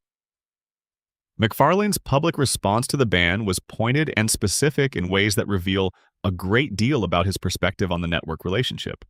He told the New York Times that he believed if the exact same episode had been produced as an episode of House, the Fox medical drama that engaged regularly with difficult ethical and medical subject matter, it probably would have aired without controversy. The bias against the episode, he argued, was not really about the abortion topic itself, but about the form. A comedy engaging with serious material is held to a higher standard of sensitivity and caution than a drama engaging with the same material. The form signals irreverence in ways that trigger institutional anxiety, regardless of what the actual content does with the subject. The episode remains legally inaccessible to American streaming audiences on standard platforms more than 15 years after its completion. It was not included in the Hulu streaming library when Family Guy was added to that service. It was not made available on Disney Plus when the show appeared on that platform internationally. It exists in a peculiar liminal space, a finished piece of creative work that the people who made it stand behind without reservation, that received genuinely positive critical reception in the country where it was broadcast, and that the American audience for whom it was produced still cannot access through any standard viewing channel. The episode When You Wish Upon a Weinstein has a different history, one with a more complete resolution but an equally interesting path to that resolution. The episode, from the 3rd season, involves Peter Griffin seeking out a Jewish tax advisor named Max Weinstein, because Peter genuinely and sincerely believes, based on a cultural stereotype he has absorbed uncritically, that Jewish people are inherently better with financial matters than everyone else. The episode is constructed as a satire of that exact anti-Semitic stereotype. It uses Peter's credulous and enthusiastic adoption of the stereotype to expose the stereotype itself as both intellectually incoherent and ultimately harmless in intent, which is the classic satirical approach to this kind of material. Fox did not initially interpret the episode this way. The network pulled the episode from its scheduled broadcast slot in 2000, citing concern that it would be perceived as promoting the anti-Semitic stereotype rather than critiquing it. The episode was held from broadcast for years, becoming a piece of Family Guy legend that dedicated fans knew about and had opinions about without being able to watch. Adult Swim eventually broadcast the episode in November 2003 as part of their Family Guy rerun programming, 2 months after it was released on DVD. Fox finally aired it on their own network in December 2004, 4 years after its originally intended broadcast date. The show was also sued over the episode's original song, titled I Need a Jew, by the music publisher that controlled the rights to the classic song When You Wish Upon a Star. Fox and Family Guy won that lawsuit in 2009 when a federal judge ruled in their favor on fair use grounds. The episode Turban Cowboy from season 11 generated a completely different kind of controversy. Not a censorship battle fought and resolved before broadcast, but a real-world coincidence that made content. The show had already aired suddenly and uncomfortably resonant with a genuine tragedy in the real world. Turban Cowboy aired on March 17, 2013. Among its various comedic elements, the episode contained a cutaway gag in which Peter Griffin wins the Boston Marathon by driving his car recklessly through the crowd of runners to reach the finish line first. The episode's main plot involved Peter befriending a Muslim man who turned out to be connected to a terrorist organization planning to bomb a local bridge, making the episode's overall subject matter a kind of accidental, contextual frame around the more specific marathon gag. On April 15, 2013, Boîte d'Aïe, 29 days after the episode aired, 2 homemade explosive devices were detonated near the finish line of the actual Boston Marathon. 3 people were killed. Several hundred people were injured, some of them severely. In the course of the subsequent pursuit and capture of the brothers responsible for the bombing, one of the brothers was struck and fatally injured by his own brother's car, while the two of them were attempting to flee from law enforcement. The specific combination of elements, a vehicle driven through a crowd at the Boston Marathon, a terrorist bombing subplot, a car being used to strike someone, in an episode that had aired less than a month before those exact elements appeared, in reality was striking and uncomfortable in ways that could not be easily dismissed, even by people with no interest in inflating the coincidence into something it was not. Fox responded by removing the episode from all streaming platforms and announcing it would not be included in future broadcast reruns, acting out of basic decency and sensitivity to the people who had been directly affected by the actual tragedy. The personal connection between Seth MacFarlane and the events of September 11th, 2001 is one of the most extraordinary biographical facts associated with the show, and it is one that most people who know Family Guy well have heard about, but it bears dwelling on for a moment, because its implications are significant. On the morning of September 11th, 2001, MacFarlane was scheduled to be a passenger on American Airlines Flight 11, the first of the 4 planes that were hijacked that morning, and the one that was flown into the North Tower of the World Trade Center. He had given a speech at RISD the previous evening, September 10th, and had stayed up later than planned afterwards celebrating with people he knew. His travel agent had given him an incorrect departure time for the flight, listing it as 8:15 in the morning rather than the actual scheduled departure of 7:45. He arrived at Logan International Airport in Boston approximately 10 minutes after the gates for Flight 11 had been closed. He missed the flight by 10 minutes. The plane departed without him. 46 minutes after it took off, it was hijacked. Shortly after 9 in the morning, it was flown deliberately into the North Tower of the World Trade Center. MacFarlane has spoken about this experience in interviews over the years with a characteristic combination of genuine sobriety and self-deprecating perspective about his own reaction to it. He has noted that the near miss did not carry the full psychological impact it might have had because he did not know he was in any danger at all until well after the danger had already irreversibly passed. He had simply missed a flight, an inconvenient and slightly frustrating ordinary experience, until the broader news of the morning broke and he understood what that missed flight had actually meant. By then, the moment of potential catastrophe had already not happened, and his experience of it was entirely retrospective and cognitive rather than anything involving immediate physical fear. MacFarlane was not the only person of public note who had been scheduled to be on Flight 11 that morning and missed it. Mark Wahlberg had also been booked on that flight and had changed his plans at the last moment, choosing instead to charter a private plane to a film festival in Toronto. The Venezuelan government's ban on Family Guy following the season's 7 episode 420, in which Brian leads a local marijuana legalization campaign, represents a different variety of international controversy than the episode-level censorship battles with Fox. Venezuela's justice minister at the time of the ban cited the episode specifically as an example of American mass media promoting drug use to audiences in other countries, and cable stations in Venezuela were warned that they would face financial penalties if they continued to broadcast the show. The Parents Television Council placed Family Guy on their list of worst primetime shows for family viewing in 2000, 2005, and 2006, representing 3 separate citation periods across nearly a decade of the show's broadcast history. MacFarlane's relationship with Fox has been complicated throughout the show's production history in ways that go well beyond disagreements about individual episode content. MacFarlane is openly politically liberal, and his discomfort with his show airing on a network connected through corporate lineage and ownership history with Fox News has been publicly expressed on multiple occasions over many years. In 2021, he posted on social media that the commentary of a prominent Fox News host made him wish Family Guy was airing on any other network, comparing his situation to being in a marriage he knew was not working. In 2020, he signed a reported $200 million deal with NBC Universal, moving his production company, Fuzzy Door Productions, into an entirely different corporate ecosystem. His newer projects have no connection to Fox, but Family Guy remained tethered to the network through existing contractual obligations, creating the unusual and somewhat awkward situation of a creator publicly expressing his desire to be elsewhere while continuing to produce his most commercially significant work for the network he had publicly stated he wished to leave. Section 9. The show that saw the future.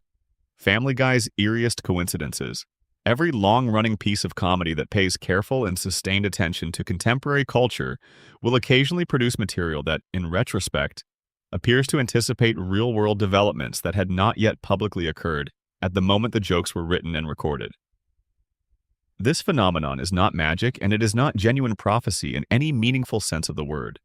It is the predictable and largely explicable consequence of what happens when a team of attentive, well-connected, culturally embedded writers work on a show for many years and pay close attention to the world they are commenting on. They hear things. They pick up on patterns in the culture before those patterns become obvious or public. They have access to information, particularly about the entertainment industry and the people in it, that is not yet part of the public record. And sometimes the jokes they make about those patterns and that information end up being right before the broader world has acknowledged the underlying reality. Family Guy's collection of apparent anticipations has become a genuine part of its cultural mythology, existing alongside the much larger and more extensively documented similar mythology around The Simpsons. In both cases, the reality is a mixture of elements, some genuine prescience based on informed cultural observation, some educated inference based on access to industry information not yet publicly available, some pure coincidence that gets amplified by the human tendency to remember hits and forget misses, and some cases that are simply striking regardless of how you categorize their mechanism. The most widely discussed example, and the one with the most specific and uncomfortable overlap with real events, involves the Boston Marathon bombing of April 15, 2013. The episode Turban Cowboy, which aired 29 days before the bombing on March 17, 2013, contained, as we have already discussed in the previous section, a cutaway gag in which Peter Griffin wins the Boston Marathon by driving his car recklessly through the crowd of runners to reach the finish line first. The episode also had a main plot involving a character unknowingly becoming connected to a terrorist organization planning a bombing, making the episode's overall content a kind of accidental thematic frame around the specific marathon gag. The particular combination of elements, a vehicle driven through the crowd at the Boston Marathon, a terrorist bombing subplot, in an episode that aired less than 1 month before those specific elements appeared, together in an actual real-world tragedy, was striking enough to generate immediate and widespread commentary. Nobody believed the show had caused or foreseen the attack in any supernatural sense. The coincidence was noted because it was specific and uncomfortable and could not be entirely explained away. The Caitlyn Jenner case is structurally quite different from the Boston Marathon case and is significantly more explicable as informed inference rather than pure coincidence. In the 2009 episode We Love You, Conrad, Baby Stewie makes a remark about Bruce Jenner that specifically characterizes Jenner as actually being a woman. In the 2011 episode Lottery Fever, Jenner appeared in a burlesque sequence with an explicitly feminine presentation. Both of these jokes clearly reflected information that was circulating, apparently fairly widely, in entertainment industry circles well before it became part of the public record. The fact that Jenner's gender transition was discussed as an open secret in certain entertainment industry contexts long before it was publicly announced is something that has been acknowledged in multiple places in subsequent reporting. The Family Guy writers, who were embedded in that industry and had access to its informal information networks, were in a position to make jokes based on that circulating information. When Caitlyn Jenner publicly announced her transition in 2015, those earlier jokes looked like predictions. They were actually examples of a show commenting on something that was already known in its immediate professional environment, which is a different thing. The Kevin Spacey case follows essentially the same structure. A 2005 episode featured Stewie running naked through a shopping mall in distress, screaming that he had escaped from Kevin Spacey's basement. This joke was made 12 years before Anthony Rapp's public accusation against Spacey in October 2017 triggered a cascade of additional accusations from multiple men about Spacey's behavior over many years. The specificity of the reference in the 2005 episode, the specific implication it carried, suggests that it was not a random choice of celebrity name but was based on information circulating in entertainment industry circles about Spacey's behavior that was known before it was publicly documented. This is not magical prediction. It is the comedy of a specific kind of insider knowledge that becomes visible as such only once the underlying reality becomes public. The Robin Williams case is genuinely different from both of the preceding examples because it does not involve any plausible mechanism of advanced knowledge and is simply a striking coincidence of timing. The show produced an episode segment called Fat Man and Robin, in which Peter Griffin is cursed such that everything and everyone he touches transforms into Robin Williams. Williams, who had been struggling with significant health and neurological problems, died by suicide in August 2014. The United Kingdom broadcast of the Fat Man and Robin episode happened through the specific and completely designed coincidence of scheduling to fall on the same day. The content of the segment, in which Peter becomes increasingly desperate and distressed as Robin Williams keeps appearing everywhere around him, carries a specific kind of retroactive unease when watched with knowledge of what happened on the day it aired in Britain. But this is a case where the connection is entirely in the timing, and the timing was not designed by anyone. The 2016 anti-vaccination episode Hot Shots, in which the show's fictional Rhode Island town goes into quarantine after Lois and Peter persuade people to reject vaccination and disease, subsequently spreads through the unvaccinated population, aired 4 years before the COVID-19 pandemic and the accompanying public debates about vaccination, masking, and quarantine. The anti-vaccination movement that the episode was satirizing was already a real and significant public health concern in 2016, having been an active subject of controversy since at least the late 1990s. The show was commenting on a real phenomenon that existed at the time it was written, not predicting a specific future event. But watching that episode after 2020 with full knowledge of what subsequently happened produces a specific kind of retroactive unease that is difficult to entirely reason away. What the apparent prediction record actually demonstrates, in the aggregate, is consistent and attentive cultural observation, conducted over a long period of time by writers who were sufficiently embedded in the entertainment industry and sufficiently engaged with the broader culture to pick up on patterns and dynamics before they became obvious to everyone. That is genuinely impressive as a description of a working practice, and it does not require any mystical explanation to be interesting. The show was paying attention in ways that produced real and specific creative work, and some of that work turned out to be accurate about things the broader world had not yet acknowledged. The important counterweight to the prediction mythology is the sheer volume of Family Guy jokes that did not come true, references that referred to nothing that subsequently materialized, satirical targets that history simply bypassed without vindicating the show's commentary. These misses are forgotten, because forgotten things leave no impression on the cultural memory. The hits are remembered because confirmed patterns make strong impressions and are actively shared and circulated. The brain is not a probability calculator and was not designed to be one, and the selective memory that produces the prediction mythology is operating exactly as selective memory always does, amplifying the meaningful coincidences and discarding the much larger number of coincidences that did not occur. Section 10.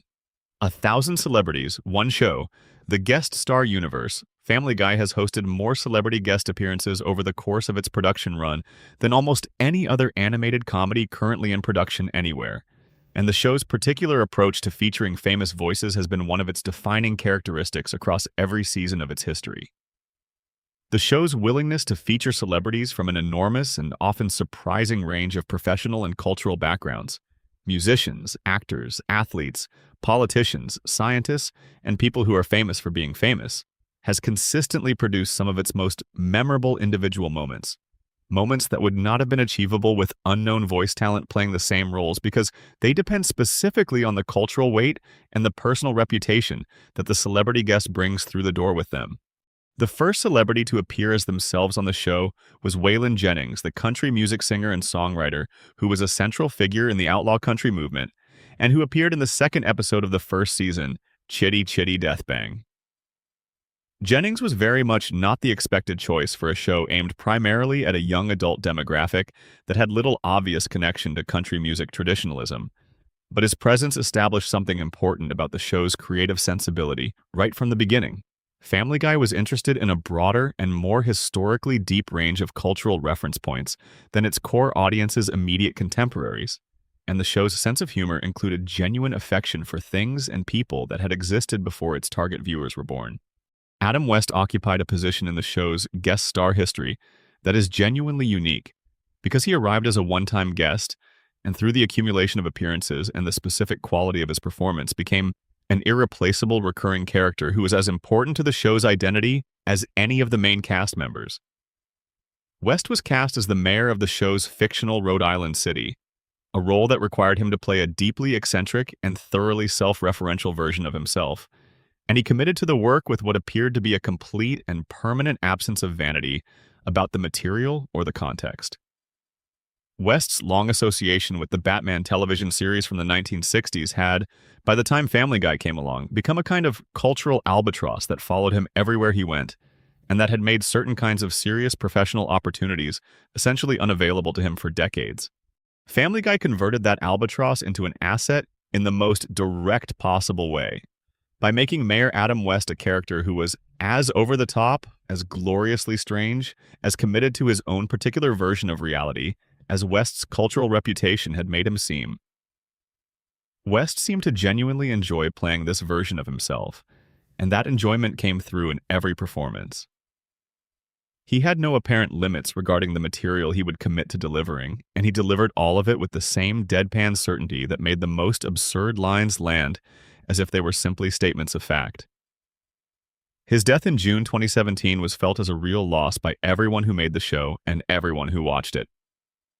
James Woods became one of the most discussed recurring guest presences on the show through an arrangement that specifically required him to engage with everything about his professional reputation that was least flattering. The show leaned fully and without apology into his reputation for being genuinely difficult to work with professionally, for his political views, for his career trajectory, and for specific qualities of his approach to personal relationships. Woods played along with complete commitment and what appeared to be genuine amusement at the specific ways he was being characterized, and the result is a body of work on Family Guy that represents some of the most successfully self-aware celebrity comedy in the medium's history. The running gag that James Woods can always and without exception be led anywhere and into any trap by laying a trail of candy on the ground, that his weakness for candy is so constitutionally complete and so irresistible that he will follow a candy trail into any situation regardless of how obviously it leads somewhere he should not go, is one of those comedic inventions that works differently and better the more confident you are that it will absolutely work every single time. Woods played the gag with what appears to be genuine delight in its own absurdity, which made it land better than it would have with a celebrity who was merely tolerating the joke rather than embracing it. The Star Trek The Next Generation episode from Season 7, titled Not All Dogs Go to Heaven, represents one of the most personally meaningful single achievements of MacFarlane's professional life in connection with the show. MacFarlane is a deeply knowledgeable and genuinely enthusiastic Star Trek fan who has cited the franchise as a significant influence on his creative sensibility, and who eventually created his own science fiction series, The Orville, in direct response to and conversation with that influence.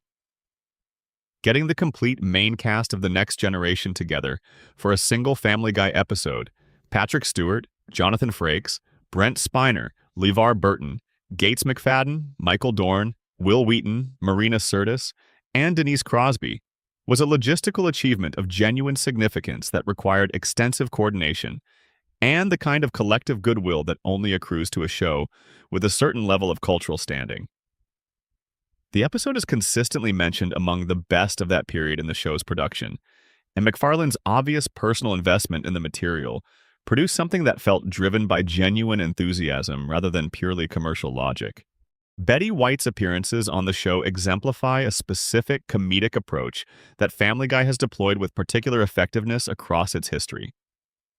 The deliberate and committed pairing of a performer's established public persona with content that is as incongruous with that persona as possible, executed with enough mutual commitment by both the show and the performer, that the incongruity becomes the joke rather than simply the setup for one. White's public persona is a specific and very powerful thing. The sweet, slightly mischievous, genuinely funny grandmother of American popular culture. The woman who seemed to embody a particular kind of warmth and decency even when she was being irreverent.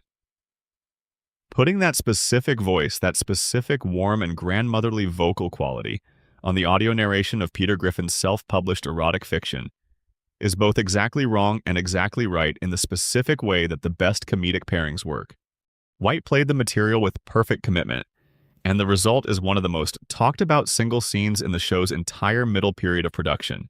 Ryan Reynolds has appeared on the show multiple times with a comedic focus that centers consistently on self-deprecating humor of a specific variety. Jokes that make fun of his image, his acting career, his particular brand of cheerful and commercially successful handsomeness. And his appearances reflect his general well-documented willingness to be the butt of the joke when the joke is genuinely good. His Family Guy appearances typically involve an inexplicable and escalating fascination with Peter Griffin that Reynolds plays with total conviction and evident amusement at the premise. And he commits to the bit in ways that make it clear he is not merely tolerating the joke, but is actively participating in making it as funny as possible. Dwayne Johnson's non-speaking live-action cameo, appearing in the show briefly as himself in order to simulate a physical scene between Peter and Lois by banging a Peter Griffin doll against a Lois Griffin doll on a table, then sitting there with a genuinely perplexed expression on his face as the Lois doll falls off the table and then looking directly into the camera, works for several specific reasons that are worth identifying. It works because Johnson's enormous physical presence makes the absurdity of the premise more absurd. It works because Johnson committed completely to a bit that required nothing from him except his physical presence and his willingness to look authentically confused.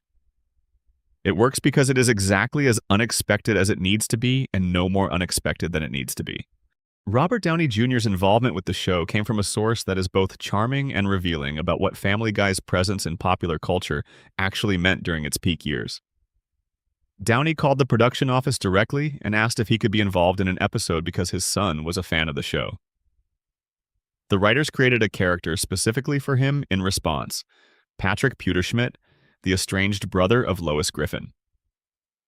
The image of one of the most commercially successful actors on Earth picking up the phone to call a cartoon production office because his kid liked the show cuts through the mythology of celebrity in a specific and humanizing way that is genuinely affecting. Lauren Bacall made her final film or television appearance on Family Guy, voicing a character in a season 12 episode. Bacall was one of the genuinely defining presences of Hollywood's golden age, a woman who had appeared in films that are canonical works of American cinema alongside some of the medium's most significant figures. And the fact that her last screen credit was an animated sitcom about a dysfunctional Rhode Island family says something interesting and slightly unexpected about the show's cultural reach, and about Bacall's own lack of pretension about what constituted a worthy or interesting use of her time and talent in the final years of her career. Carrie Fisher, who made a recurring character appearance as Peter's therapist, completed several of her appearances in that role as what turned out to be among her last television work before her death in December 2016.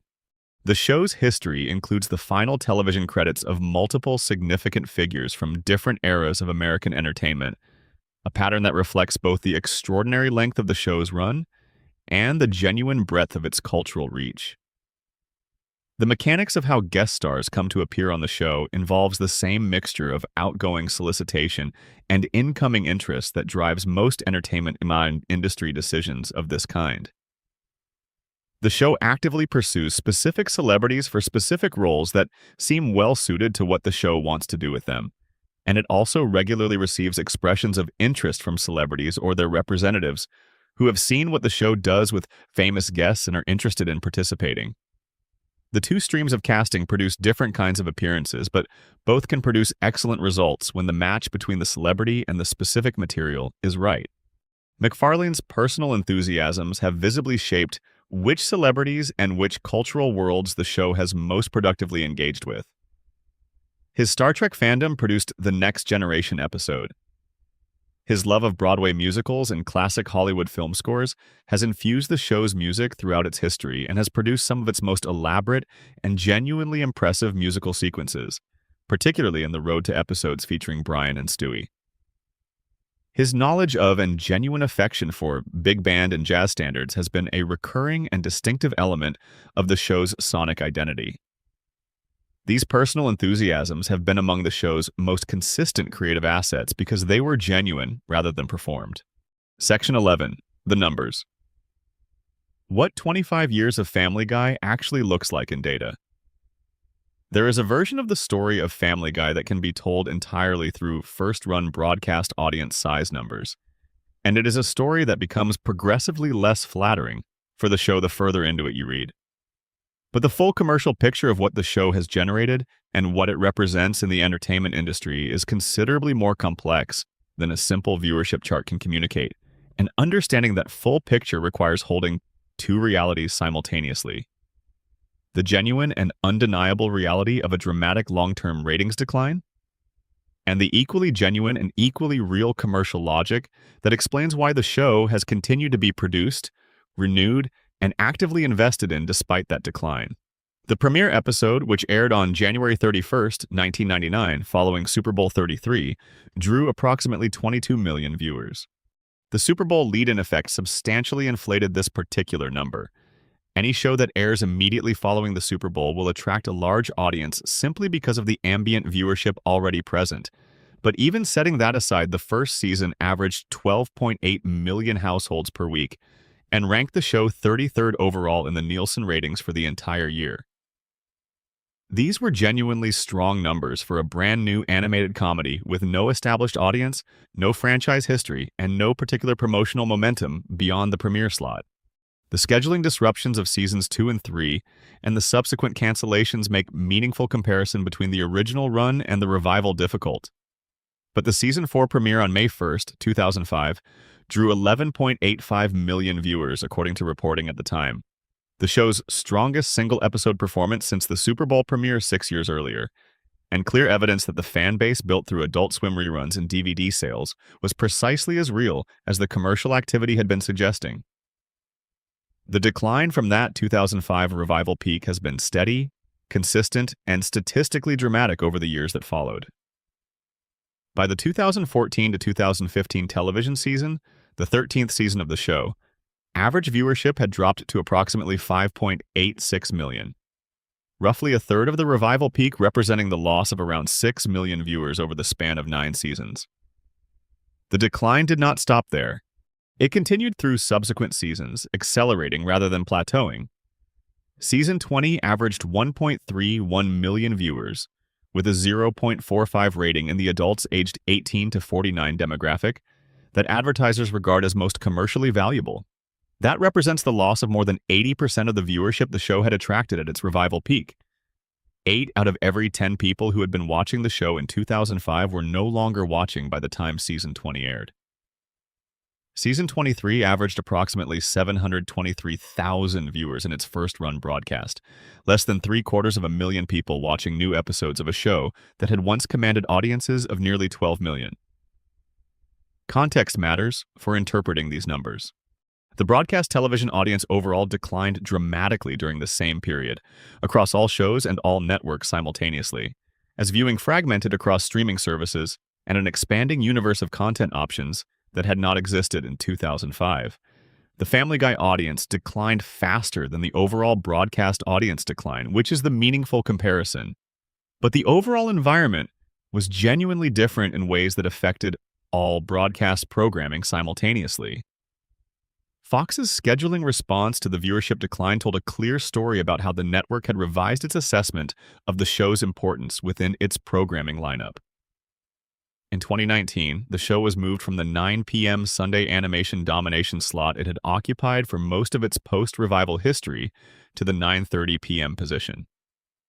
Then, for the 2023 to 2024 broadcast season, Family Guy was removed from the Sunday night animation domination block entirely. The slots were assigned to other programming, and when Family Guy returned to the Fox schedule, it was placed on Wednesday nights, the first weekday broadcast for the show since 2002, during the original troubled run that preceded the first cancellation. Being moved from Sunday primetime to Wednesday nights is, in the language of network scheduling, an unambiguous demotion that signals a fundamental reassessment of where a show sits in the hierarchy of priorities. But the commercial picture of the show is not reducible to first-run broadcast audience numbers. And understanding why the show continues to be produced and actively invested in requires understanding what those other commercial dimensions look like. As of 2008, the Family Guy franchise had generated $1 billion in total revenue from all sources. Television syndication revenue flows from licensing deals with multiple cable networks simultaneously. Adult Swim, Comedy Central, FXX, and others have held Family Guy rights at various points. Streaming revenue flows from the Hulu licensing deal, which makes the complete library available to subscribers. In 2020, Hulu announced that Family Guy was among the top 5 most-watched non-sports and non-news live programs on the entire service. Nielsen streaming measurement data has consistently placed the show's streaming viewership at figures substantially exceeding its first-run broadcast numbers, suggesting that the viewers who have left the linear broadcast experience have migrated to on-demand platforms, rather than simply stopping watching.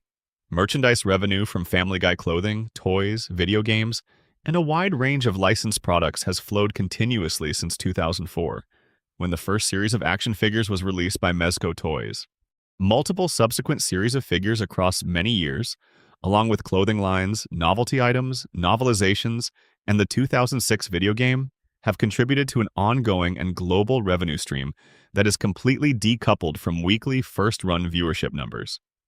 In April 2025, Fox and parent company Disney announced a deal to renew Family Guy through its 27th season and the 2028 to 2029 television season, with each season under the new arrangement consisting of 15 episodes rather than the 20 to 22 that had been the standard for much of the show's prior history. The show was not simply surviving in spite of its declining linear viewership. It was being locked in for years of additional production by the corporate structure that owns it, because the economics that justify its continuation are not primarily a function of how many people watch new episodes on Wednesday nights. Animated shows are substantially cheaper to produce than comparable live-action programming in virtually every cost category. There are no physical sets to build, dress, light, and strike after each production. There are no large on-camera casts with attendant star salaries and all the associated costs of a live-action production. The voice cast records and sound booths at scheduled intervals on timelines that are flexible in ways that live-action production cannot be. The animation is produced in studios overseas under long-established production arrangements that spread the production cost in ways that make each episode substantially less expensive than a comparable live-action half-hour. Against that cost structure, the aggregate revenue from television syndication, streaming licensing fees, and global merchandise represents a reliable, substantial, and continuing return that justifies keeping the show in production regardless of its position in the linear broadcast ratings. MacFarlane's own public characterization of the show's continued existence has been notably and deliberately unsentimental. In a 2024 interview, he described Family Guy as having reached what he called escape velocity, a state in which a show has been running for long enough that there is no longer a logical or obvious stopping point, where the economic mathematics of continuation are more compelling than any possible argument for ending it, and where the show continues largely because it can, rather than because its creator is filled with urgent creative things to say through it. He framed its ongoing production, partly in terms of what the revenue it generates enables him to do for charitable causes he cares about, particularly environmental conservation through organizations like Rainforest Trust. This is a very different relationship to a creative work than the one that produced the original 3 seasons of the show, and it is honest about what Family Guy has become in the ongoing economy of its creator's professional life. Section 12. The Legacy and the Long View. What Family Guy actually meant. In the permanent record of American animated television, the list of shows that genuinely changed what the medium could do, that demonstrated possibilities the medium did not know it had, that shifted the conversation about what animation was for and who it was meant to serve and what it was allowed to say. Family Guy belongs, unambiguously, without serious qualification and without the need to hedge it with acknowledgments of the later season's problems. The show changed the medium it was made in, and that fact does not become less true because the show subsequently spent many seasons not being as good as it was when it was changing things. What Family Guy proved, specifically and concretely, is that animated primetime comedy could be structurally organized around digression, that a show could be built primarily from disconnected references, self-contained comedic moments, and deliberate anti-narrative humor rather than from conventional story structure, and that there was an enormous and genuinely loyal audience for that approach to comedy. The Simpsons had proven that animated comedy could be sophisticated, satirically ambitious, and worthy of critical respect on the same terms as the best live-action comedy. South Park had proven that animation could be current, politically engaged, and willing to engage with the week's news in real time without losing its comedic identity. Family Guy proved something formally different and formally significant. It proved that the cutaway gag format, the digressive anti-narrative humor that other shows had used sparingly and strategically, could become the structural foundation of an entire show, and that millions of people would love it for that reason specifically. That proof mattered commercially and creatively for the shows that came after. Bob's Burgers, American Dad, Rick and Morty, BoJack Horseman, Archer, all of them operate in a creative and commercial landscape that Family Guy did significant work to establish by demonstrating what was possible and what an audience existed to consume. Some of them built their creative identities partly in deliberate opposition to what Family Guy became in its later years, specifically emphasizing narrative coherence and character development in ways that read as conscious responses to the cutaway-heavy, consequence-light approach of the later seasons. That oppositional relationship is itself a form of influence. Family Guy shaped the animated comedy landscape even through its failures. The show's impact on internet culture is harder to quantify precisely, but may be as significant as its impact on television in the long run. Family Guy cutaways were among the most widely shared pieces of video content on early YouTube, during the period when video sharing platforms were establishing the habits and expectations that would define how subsequent generations consumed media.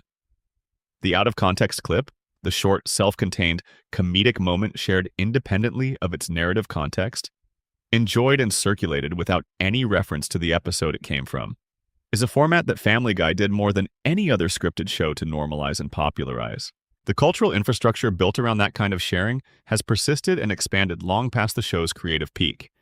And younger viewers who encounter Family Guy primarily through clip compilations and out-of-context moments are engaging with a tradition that the show itself helped create. The 2009 Emmy nomination for Outstanding Comedy Series was a historic marker whose significance extended beyond the show itself to the medium it was made in. The Flintstones in 1961 had been the only animated program to receive that nomination in the category's history. The nearly 50-year gap between the Flintstones and Family Guy tells you something specific about how long it took the television industry's formal recognition apparatus to take animated comedy seriously enough to consider it in the same competitive category as live-action work. The nomination went to 30 Rock, which was in the midst of a creative peak that made it genuinely very difficult to beat in that category for several years running. But the nomination itself was meaningful institutional recognition of what Family Guy had accomplished. In 2013, TV Guide ranked the show 9th on its list of the greatest television cartoons of all time. McFarlane's broader career has been built on the foundation of Family Guy in ways that are striking in their scope and that represent one of the most direct chains of causation available between one creative project and everything that followed it. The 2012 film Ted, which McFarlane wrote, directed, produced, and starred in, grossed over $500 million worldwide and generated an Academy Award nomination for Best Original Song. The Orville, his science fiction series, has developed a dedicated and genuinely engaged following across multiple seasons on Fox and then Hulu. None of these projects exist without Family Guy. The cultural authority that allowed a creator to get a theatrical feature film greenlit at that commercial scale. The industry relationships that made a science fiction series possible. The studio confidence in his instincts as a filmmaker. All of it traces directly back to those 50 episodes that aired between 1999 and 2002, and the extraordinary resurrection that followed in 2005. The writers who passed through Family Guy's production rooms across its history went on to remarkable things of their own. Neil Goldman and Garrett Donovan became co-executive producers of Scrubs over an 8-year association with that show. Mike Barker and Matt Weitzman left Family Guy to create American Dad, which has maintained a creative quality across its own long run that has produced a large and loyal following. Dan Povenmire left Family Guy to create Phineas and Ferb with Jeff Marsh, which became one of the most successful animated children's properties of the 2000s. A writing room that consistently produces people who go on to create lasting and successful shows of their own was doing something right in terms of developing and challenging the creative people inside it. American Dad remains the most instructive single comparison point available for understanding Family Guy's creative history and the choices that shaped it. Created by MacFarlane alongside Mike Barker and Matt Weitzman, premiering in February 2005 alongside the Family Guy revival, initially dismissed by most critics and viewers as simply a lesser version of the same concept with fewer advantages, American Dad has, over the course of its own long run, demonstrated a creative consistency and a quality of character development that makes the structural problems of the later Family Guy look like exactly what they were: choices, not inevitabilities, not the natural consequences of longevity. Choices. American Dad made the early decision not to use cutaway gags, which forced its writers to make every episode work as a complete and coherent story and maintain the discipline of character-driven writing that Family Guy eventually abandoned. The characters of American Dad developed and grew rather than degrading and flattening. Roger the Alien, whose ability to adopt entirely different personas with their own names and histories and personalities gave the writers an essentially unlimited source of fresh material, became one of the genuinely great recurring characters in animated television. An original concept that was designed to be sustainably creative rather than burning bright and then needing to be replaced. The show moved from Fox to TBS and then back to Fox across its run, surviving 2 network transitions without meaningful creative disruption. It proved that the same creator, the same general format, the same network environment, and the same historical period could produce something that maintained its quality across a comparable run. The difference was the choices made along the way. The golden era of Family Guy, those first 3 seasons that established the characters, the tone, the specific comedic vision, and the warmth that held it all together, remains genuinely brilliant television by any standard applicable to the form. Those episodes are still watched, still loved, still quoted, still shared by people who were not born when they originally aired. The early Stewie is still one of the most original comic creations in the history of the medium. The early Brian is still the most recognizably human and humanly relatable talking dog in television history. The early Peter is still the lovable fool who means well and cannot quite execute on the meaning well, and the failure of execution is still funny because it is still recognizable. Whatever the later seasons are, whatever the complicated commercial and creative relationship between the show and its creator has become, whatever arguments fans continue to have about which season was the last genuinely good one and what specifically went wrong and when, Family Guy is in the permanent record. It is part of the catalog of what American popular culture looked like and sounded like and found funny at the turn of the 21st century. It changed what was possible in the medium. It built an audience of extraordinary loyalty and then was resurrected by that loyalty in a way that had never happened before. It gave the world characters who will be recognized by people who have not yet been born. And it was made at the very beginning by a kid from Connecticut who started drawing cartoons at age 2 and never quite stopped believing the work was worth doing.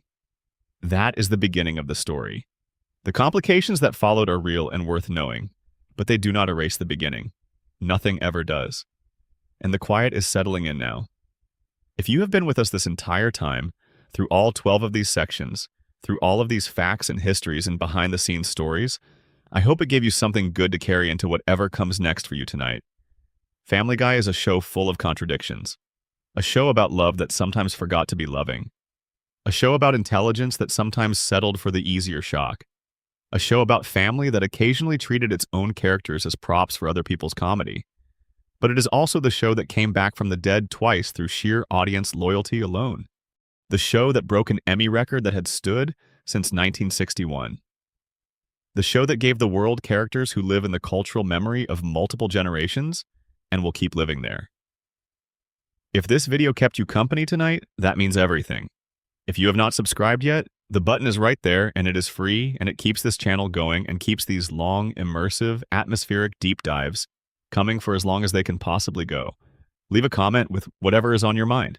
Your favorite episode, the moment that got you, the thing you would have wanted me to cover that I did not, or just the time and the place you are watching from right now.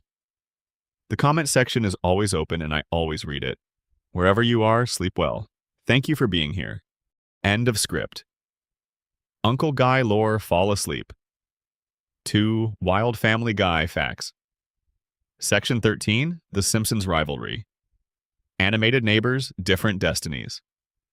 No discussion of Family Guy exists in a vacuum that is sealed off from its most significant and most complicated relationship. The relationship with The Simpsons, the show that came before it, that ran on the same network, that covered overlapping subject matter with overlapping formal techniques, and that Family Guy was compared to, contrasted with, criticized against, and measured by for the entire duration of its existence. Understanding that relationship and what it tells us about both shows and about the broader animated comedy landscape they inhabited together is essential context for the Family Guy story. The Simpsons premiered on Fox in December 1989, nearly a decade before Family Guy made its debut. By the time MacFarlane was pitching his concept to network executives in 1997 and 1998, The Simpsons was already in its 8th and 9th seasons, already firmly established as one of the most critically celebrated comedies in American television history, already the benchmark against which every other animated comedy would be measured, whether the people making those other comedies wanted that comparison or not. It was impossible to be a new animated comedy on Fox in 1999 and not be compared to The Simpsons. It was especially impossible when the new animated comedy was about a dysfunctional American family with a large oafish father, an intelligent and patient wife, troubled children, and a talking animal companion. The comparison was immediate and it was sharp. Critics and viewers who encountered Family Guy for the first time noted the structural similarities between the two shows: the family setup, the working-class American setting, the satirical approach to American culture, the adult content in an animated form. Many of them concluded, based primarily on those surface similarities, that Family Guy was a derivative imitation of The Simpsons, a less sophisticated, less thoughtful, less artistically serious version of something that already existed and that was already being done better elsewhere. MacFarlane pushed back against this characterization consistently and sometimes irritatedly over the years of the show's run. His position was that the surface similarities between the two shows were much less significant than the formal and tonal differences, and that reducing Family Guy to a Simpsons imitation was a category error that missed what made the show specifically itself. The Simpsons, particularly in its peak seasons, was a show built around sophisticated and emotionally grounded character writing, sharp satirical observation, and a specific and consistent moral sensibility that gave even its most absurdist episodes a coherent worldview underneath the comedy. Family Guy was a different thing, more formally experimental, more comfortable with pure randomness and disconnection, more interested in the joke as an independent unit of value rather than as a component of a larger emotional or narrative construction. These were genuine differences, not just defenses, and understanding them matters for understanding what Family Guy actually accomplished. The institutional relationship between the two shows within the Fox network was never warm. Various reports over the years suggested that the writers of The Simpsons regarded Family Guy with a combination of disdain and competitive anxiety that occasionally expressed itself publicly. The South Park Cartoon Wars episode in 2006, in which Parker and Stone attacked Family Guy's writing approach through the manatee joke, generated the response from The Simpsons writing staff that Parker has described. The flowers sent thanking South Park for making those episodes. The message that The Simpsons writers were sending, whether they intended it to be public or not, was that the frustration with Family Guy's approach to animated comedy was shared within the industry in ways that went beyond simple competitor rivalry. The Simpsons crossover episode that Family Guy produced in season 13, titled The Simpsons Guy, was a major commercial and cultural event that drew enormous viewership for both shows and generated extensive commentary about the relationship between the two franchises. The episode handled the inevitable comparisons with self-aware humor, acknowledging the criticism that Family Guy had received as a Simpsons knockoff through the plot itself. Peter Griffin and Homer Simpson meet and bond and eventually come into conflict, with the episode using their interaction as a vehicle for both affectionate parody and honest self-examination. MacFarlane has said in interviews that the episode required extensive negotiations about what could and could not be included, and that Simpsons creator Matt Groening was involved in the approval process.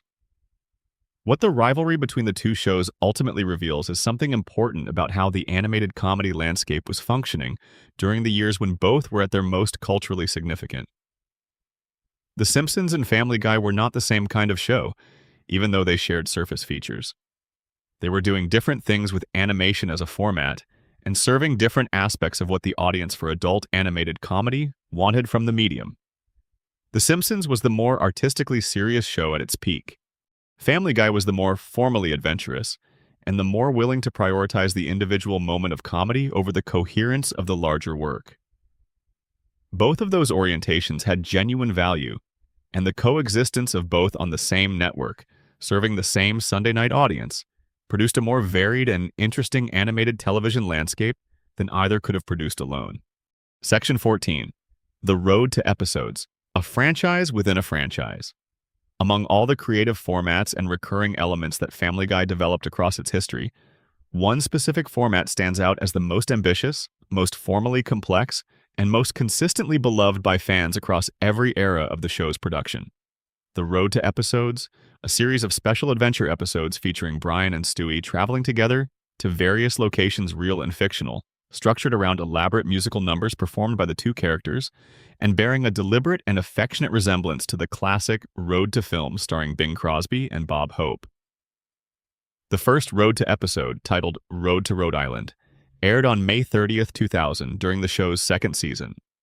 It was directed by Dan Povenmire, who would go on to direct the subsequent Road to episodes until he left Family Guy to create Phineas and Ferb with Jeff Marsh. MacFarlane has said that his affection for the classic Bing Crosby and Bob Hope road films was the direct inspiration for creating the format. The specific combination of adventure, comedy, and musical performance that characterized those films seemed to him like a natural fit for the Brian and Stewie dynamic that was developing in the show's early seasons. The Road to format gave the show's creative team a specific and valuable thing: a legitimate structural excuse to take Brian and Stewie completely out of the regular setting of the show and place them in situations with no connection whatsoever to the normal domestic life of the Griffin household. These episodes existed in their own space within the show's universe, operating under different rules than the regular episodes and allowing the writers to explore the Brian-Stewie relationship without the constraints of the family sitcom format that governed most of the show's production. The musical numbers in the Road to episodes are among the most formally ambitious pieces of production in Family Guy's entire history. MacFarlane's genuine knowledge of and love for classic American musical theater and film scores informed these sequences in ways that went far beyond the typical animated comedy's use of music. The songs in the Road to episodes were specifically written for each episode, composed in styles that deliberately referenced classic Broadway and Hollywood musical traditions, and were recorded and performed with a level of production investment significantly greater than what Family Guy's standard musical content required. The Road to episodes also featured special versions of the show's opening credit sequence, custom musical cues throughout, and parodies of science fiction and fantasy films in ways that gave each installment a distinct visual and tonal identity within the larger series.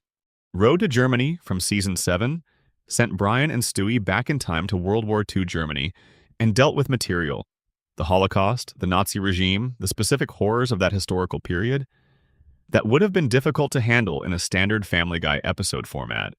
The Road to framework allowed the show to approach that material with more tonal flexibility than the regular format would have permitted, mixing genuine historical weight with the absurdist comedy that the format enabled. Road to the Multiverse from Season 8 is widely regarded by fans as one of the best episodes in the show's entire production history, sending Brian and Stewie on a journey through alternate reality versions of their world that included parody of Disney animation, Hanna-Barbera-style production, and deliberately low-budget animation. Road to the North Pole from Season 9 was an extended holiday special that generated multiple Emmy Award nominations for the show. The Road to episodes collectively represent what Family Guy was capable of at its most ambitious and most formally invested, which makes them useful as a counterweight to the more critical assessments of what the show became in its later years. These were not accidents. They were produced by the same people in the same building with the same resources as the episodes that critics found lazy and repetitive. The existence of Road to the Multiverse alongside episodes of Conway Twitty performances tells you that the creative capability for excellence was always present in the show's production environment. The choices about when to exercise that capability versus when to settle for something less demanding were exactly that. Choices. Section 15. Seth MacFarlane's Otherworld. The singer, the Oscar host, the science fiction creator. Most of the discussion of Seth MacFarlane's work centers on Family Guy, which is where his cultural impact is most visible and most discussed. But MacFarlane's creative life extends in multiple other directions simultaneously, and understanding those other directions gives you a more complete and more accurate picture of who he is as a creative person, and what Family Guy actually represents within the larger context of his work. MacFarlane is a legitimate and technically accomplished big band and jazz singer. This is not the kind of celebrity side project that gets discussed briefly and then forgotten. He has released multiple full-length albums of big band and jazz standards. Music is Better Than Words in 2011, Holiday for Swing in 2014, In Full Swing in 2017, and No One Ever Tells You in 2015. Among others, that were recorded with full orchestras and reviewed seriously by critics who cover that tradition of American music. He performed at Carnegie Hall. He recorded with major figures in the genre. He has described his love for the music of Bing Crosby, Frank Sinatra, Dean Martin, Mel Torme, and their contemporaries as a genuine and deep affection rather than an ironic or nostalgic pose. And that affection has been present in Family Guy throughout the show's history in the musical references, the elaborate musical sequences, and the specific quality of the show's original score and songs. MacFarlane hosted the 85th Academy Awards ceremony in 2013, which generated considerable controversy and even more considerable discussion about the appropriate tone and content of the ceremony. His hosting performance included material that some found funny and others found offensive, which is perhaps the most predictable possible outcome when the creator of Family Guy hosts the most prestigious ceremony in the entertainment industry. MacFarlane has said in subsequent interviews that he found the experience more stressful and more constraining than he expected, and that the specific format and expectations of the Oscar ceremony left relatively little room for the kind of comedy he actually finds interesting to make. The Orville, which premiered on Fox in September 2017 before moving to Hulu for its third season, represents MacFarlane's most personal and most self-revealing creative project outside of Family Guy. The show is a science fiction series that follows the crew of a mid-level exploratory vessel operating under the auspices of a large galactic union of planets in the distant future. It is, unmistakably and without apology, deeply influenced by Star Trek in general, and Star Trek The Next Generation in particular. In its optimistic view of humanity's future, in its structure as an ensemble of crew members on an exploratory mission, in its willingness to use science fiction premises as vehicles for exploring contemporary moral and social questions. MacFarlane has been open about that influence, describing the Orville as his love letter to the Star Trek tradition and to the specific vision of the future that tradition represented.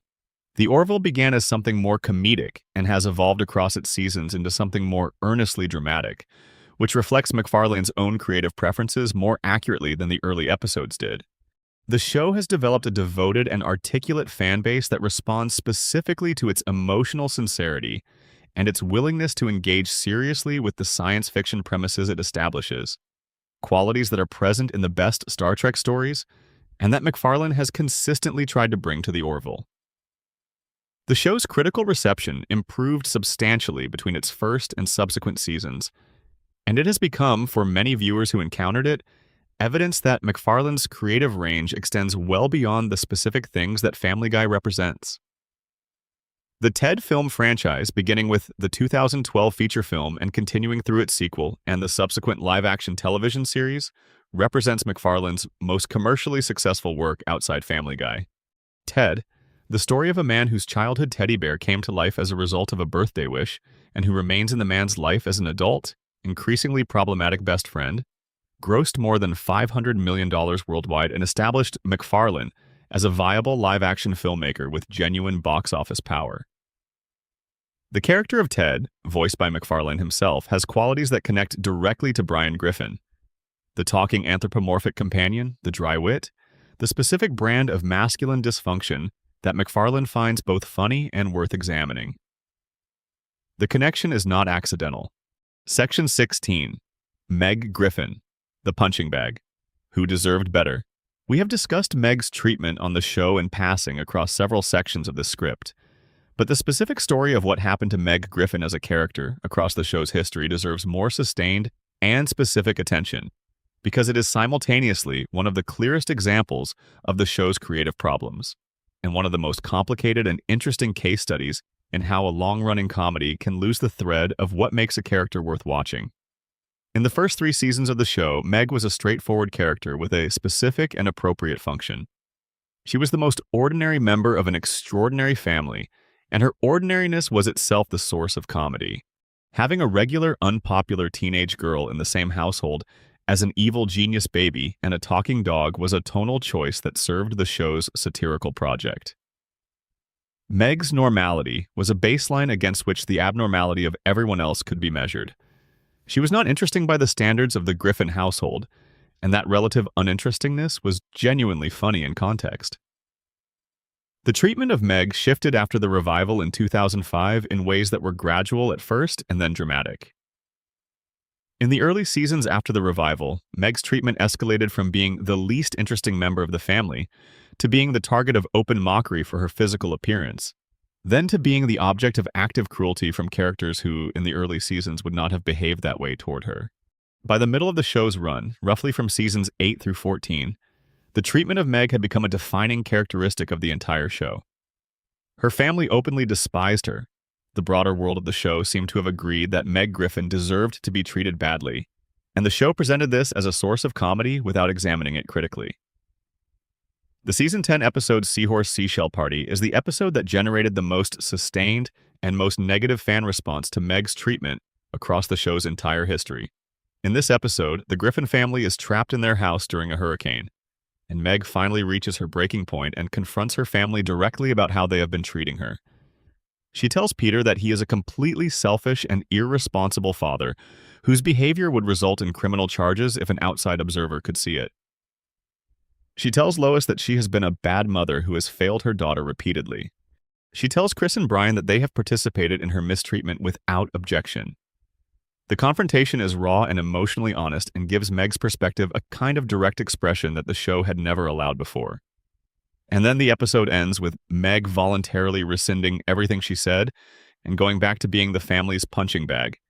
Because without Meg in that role, the family falls apart and turns its dysfunction on itself. The explicit message of the episode, that Meg's function within the family structure is to absorb everyone else's dysfunction so that the family can continue to operate, is a remarkably dark piece of characterization that the show never fully reckoned with. The improvement in Meg's treatment that began around season 14 and continued into subsequent seasons has been significant and is partly attributed, in various retrospective accounts of the show's production, to the addition of more women to the writing staff who pushed back against the persistent cruelty toward the show's primary female teenage character. By season 22, the extreme abuse of Meg had largely stopped. She began getting storylines where she was competent, capable, and occasionally genuinely formidable. The improvement was real, but the approximately 10 seasons of sustained mistreatment that preceded it left a mark on how the character was perceived and on what the show's history actually contained, regardless of subsequent improvements.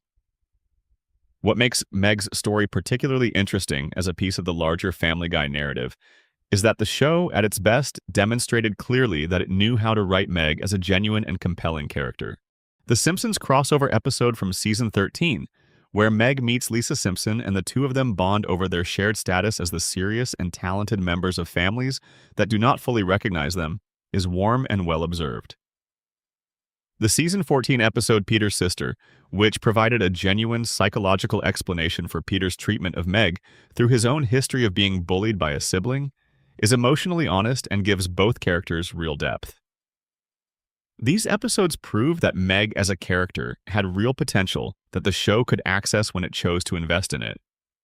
The fact that the show chose not to invest in it consistently across a decade of production is, again, a choice rather than an inevitability. Section 17. The writing room. How the jokes actually get made. One of the most consistently underappreciated aspects of Family Guy's production is the specific and unusual way in which the show's writing room actually functions, which is sufficiently different from how most television comedy rooms work that it deserves its own extended examination. Understanding how Family Guy's jokes get made gives you a much clearer picture of why the show's comedy has the specific qualities it does, why certain things about it work, and why certain other things consistently do not. The show maintains what has been described in accounts of the production as multiple simultaneous writing rooms operating during heavy production periods, a configuration that is genuinely unusual in American television and that reflects the sheer volume and density of comedy required for a single Family Guy episode.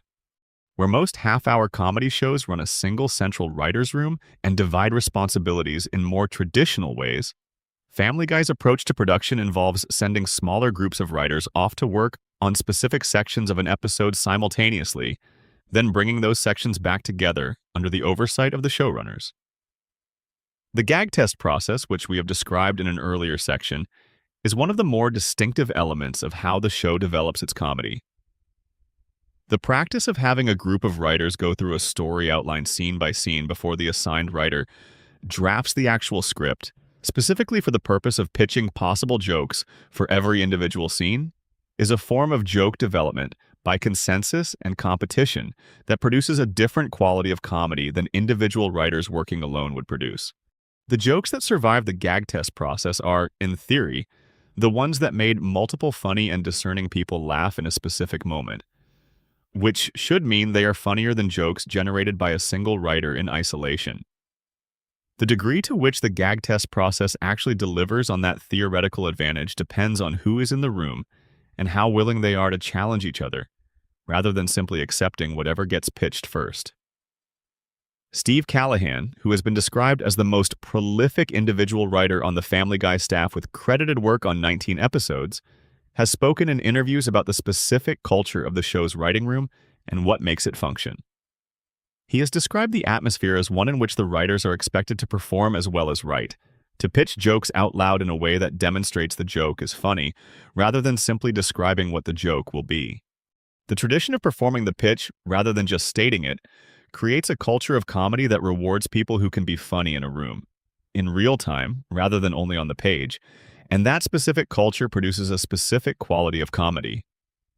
The show's writing staff has historically included a high proportion of writers with performance backgrounds, people who had done stand-up comedy, improv, sketch comedy, or other forms of live comedic performance before transitioning to television writing.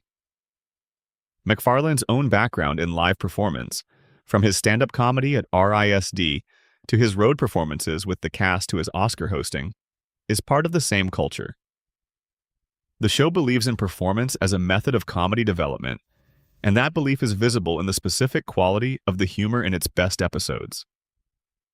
The 10-month production timeline means that the writing room is always working on multiple episodes simultaneously at different stages of the production process. A writer might be doing the initial story break for an episode that will air in 10 months, while also doing rewrites on an episode currently in animation, and also doing final polishing on an episode that is almost ready for broadcast. This simultaneous work at multiple stages requires a specific kind of cognitive flexibility and a specific kind of professional organization that not all television writing rooms need to develop because most of them work in a more linear sequence. The show's long history of exporting writers to other successful productions is evidence that what the Family Guy writing room trains people to do is genuinely valuable across different contexts and different genres. Writers who have passed through Family Guy have gone on to work on everything from other animated comedies to live-action dramas, which suggests that the specific skills developed in the Family Guy production environment, the ability to generate comedy quickly and in collaboration, the discipline to make every joke earn its place, the understanding of how to build stories that support comedy rather than just delivering jokes at each other, are broadly applicable skills rather than narrowly specialized ones. Section 18. The World Built. 30 years of lore, locations, and hidden details. Family Guy has been in continuous or near-continuous production since 1999, which means it has been building and elaborating its fictional world for more than a quarter century. The accumulated lore of the show, the history of its fictional Rhode Island city, the detailed backgrounds of its characters, the running gags that span dozens of episodes across many seasons, the hidden details and recurring callbacks that reward dedicated viewers, represents a creative achievement that is easy to overlook because it is not what the show is primarily known for, but that constitutes a significant part of what makes the show's world feel inhabited and specific. The fictional Rhode Island city where the show is set has a fully developed geography with specific locations that have appeared across hundreds of episodes. The Drunken Clam, the bar where Peter and his friends spend much of their time, has a specific interior layout that has been established through countless scenes and that fans know in detail. The Griffin House at 31 Spooner Street has a specific floor plan that has been established and maintained with reasonable consistency across the show's production. The neighborhood has recurring locations: Joe Swanson's house across the street, Quagmire's house next door, the local grocery store, the local hospital. That give the world spatial coherence. The running gags and recurring elements that the show has developed across its history are part of its identity in ways that are not always fully appreciated. The giant chicken fight sequences, extended and elaborate action sequences that interrupt normal episodes every dozen or so installments to show Peter Griffin in a brutal and physics-defying battle with a giant chicken named Ernie, began in Season 2 as a brief, one-off moment and evolved across the show's history into one of its most distinctive and beloved recurring elements. Each subsequent chicken fight is longer, more elaborate, and more physically extreme than the preceding one, and the show commits to them with a deadpan escalation that has made them a subject of genuine fan enthusiasm. The specific quality of the show's fictional Rhode Island city, its culture, its local institutions, its relationship to actual Rhode Island geography and culture, reflects MacFarlane's own New England background and the specific way his Rhode Island School of Design years informed his understanding of the region. Rhode Island, the smallest state in the country, with its specific combination of working-class city culture, old money New England prestige, and proximity to both Boston and New York, is a distinctive place that the show captures with more accuracy and affection than its satirical approach might suggest. The show's relationship to its fictional setting is warmer and more specific than many animated comedies' relationships to the real-world environments they are nominally set in. The accumulated detail of Family Guy's world, the specific histories of its characters, the relationships between recurring figures, the elaborate backstories that get revealed in flashbacks and callbacks across many episodes, represents a kind of collaborative world-building that has been conducted by a large team of writers over more than 2 decades, and that has produced something more complex and more layered than any individual creative decision within it. The world of Family Guy is more detailed than most of its viewers realize, and that detail is part of what gives the show's best moments their specific flavor of familiarity and recognition. End of script. Uncle Guy lore fall asleep. To Wild Family Guy, facts, full script. All 18 sections. Bonus section, 100 wild facts you may not know about Family Guy. Let us wind down with a rapid tour through some of the smaller, stranger, and most surprising facts about Family Guy that do not fit neatly into any of the 12 main sections above, but that are too interesting to leave out entirely. The original pilot that MacFarlane pitched to Fox in 1998 was different in several specific ways from the first episode that ultimately aired in 1999. The pilot featured different designs for some characters and different voice performances for a few of them. When the show was greenlit for full production, the pilot was essentially remade and extended into the broadcast version, which is why the unaired original pilot and the first broadcast episode are technically different documents, even though they cover the same basic story.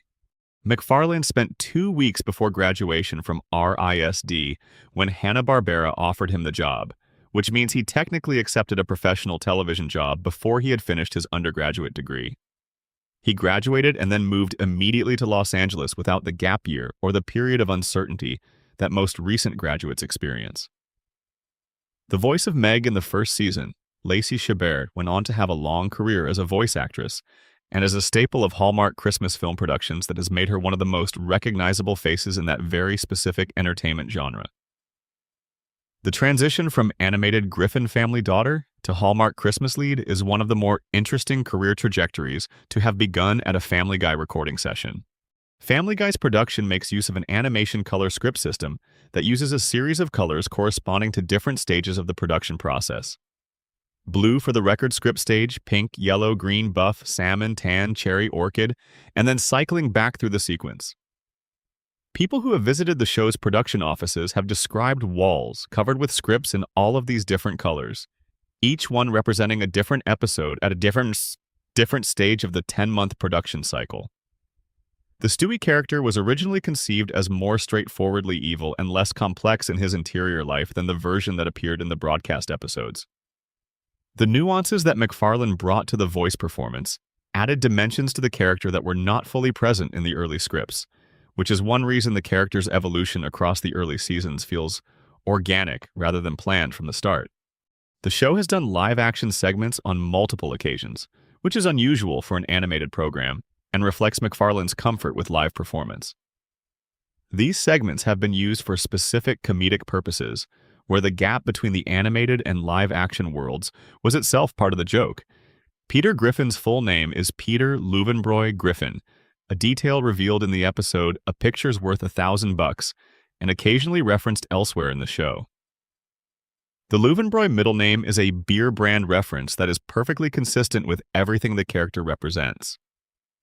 The show has a recurring joke about characters dying or being injured and then appearing unharmed in the following scene or episode, a deliberate acknowledgement of the cartoon convention of consequence-free violence that the show exploits comedically in a self-aware way. The most famous version of this is the show's treatment of its own continuity, which it openly mocks through fourth wall-breaking commentary. MacFarlane's sister, Rachel MacFarlane, is a voice actress who has appeared in Family Guy on multiple occasions, and who is also known for her work as Haley Smith on American Dad. The MacFarlane siblings working together in voice performance is a detail that tends to surprise people who did not know their backgrounds were similar.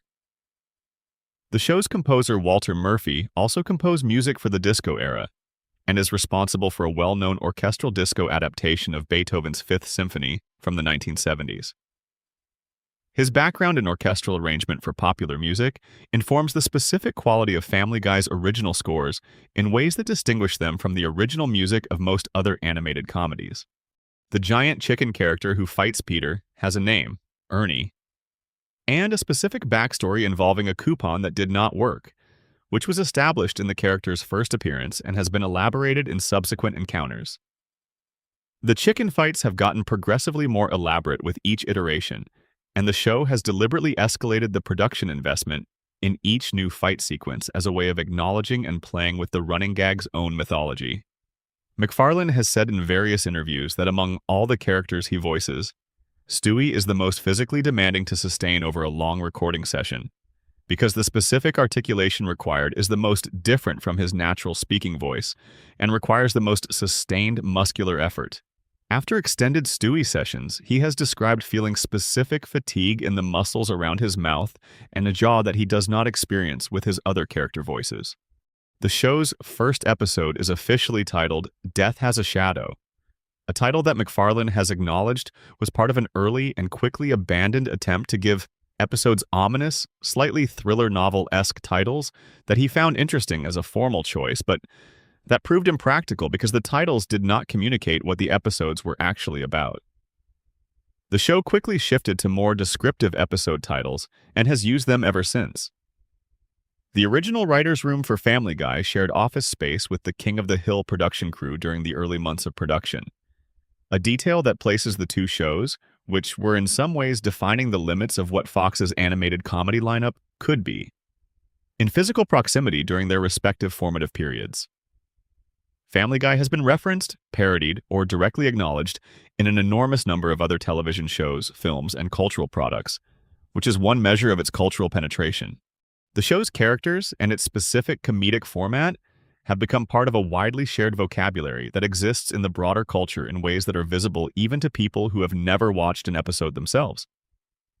The show has produced multiple theatrical live performances in which MacFarlane and the cast have performed the show in front of live audiences, with MacFarlane voicing his characters live and the other cast members performing their roles alongside him. These performances have been described by audience members as strange and fascinating experiences. Watching people perform an animated show live creates a specific kind of cognitive dissonance between the voice and the absence of the animation that the voice normally inhabits. McFarlane's 4 voices on the show have been studied and analyzed by voice coaches and by fans who do vocal impression work. And the consensus among people who have attempted to replicate them is that the Stewie voice is by far the most technically difficult to reproduce accurately, while Peter's voice is the one that most impression artists attempt first, because its distinctive quality is the most immediately recognizable even when imperfectly reproduced.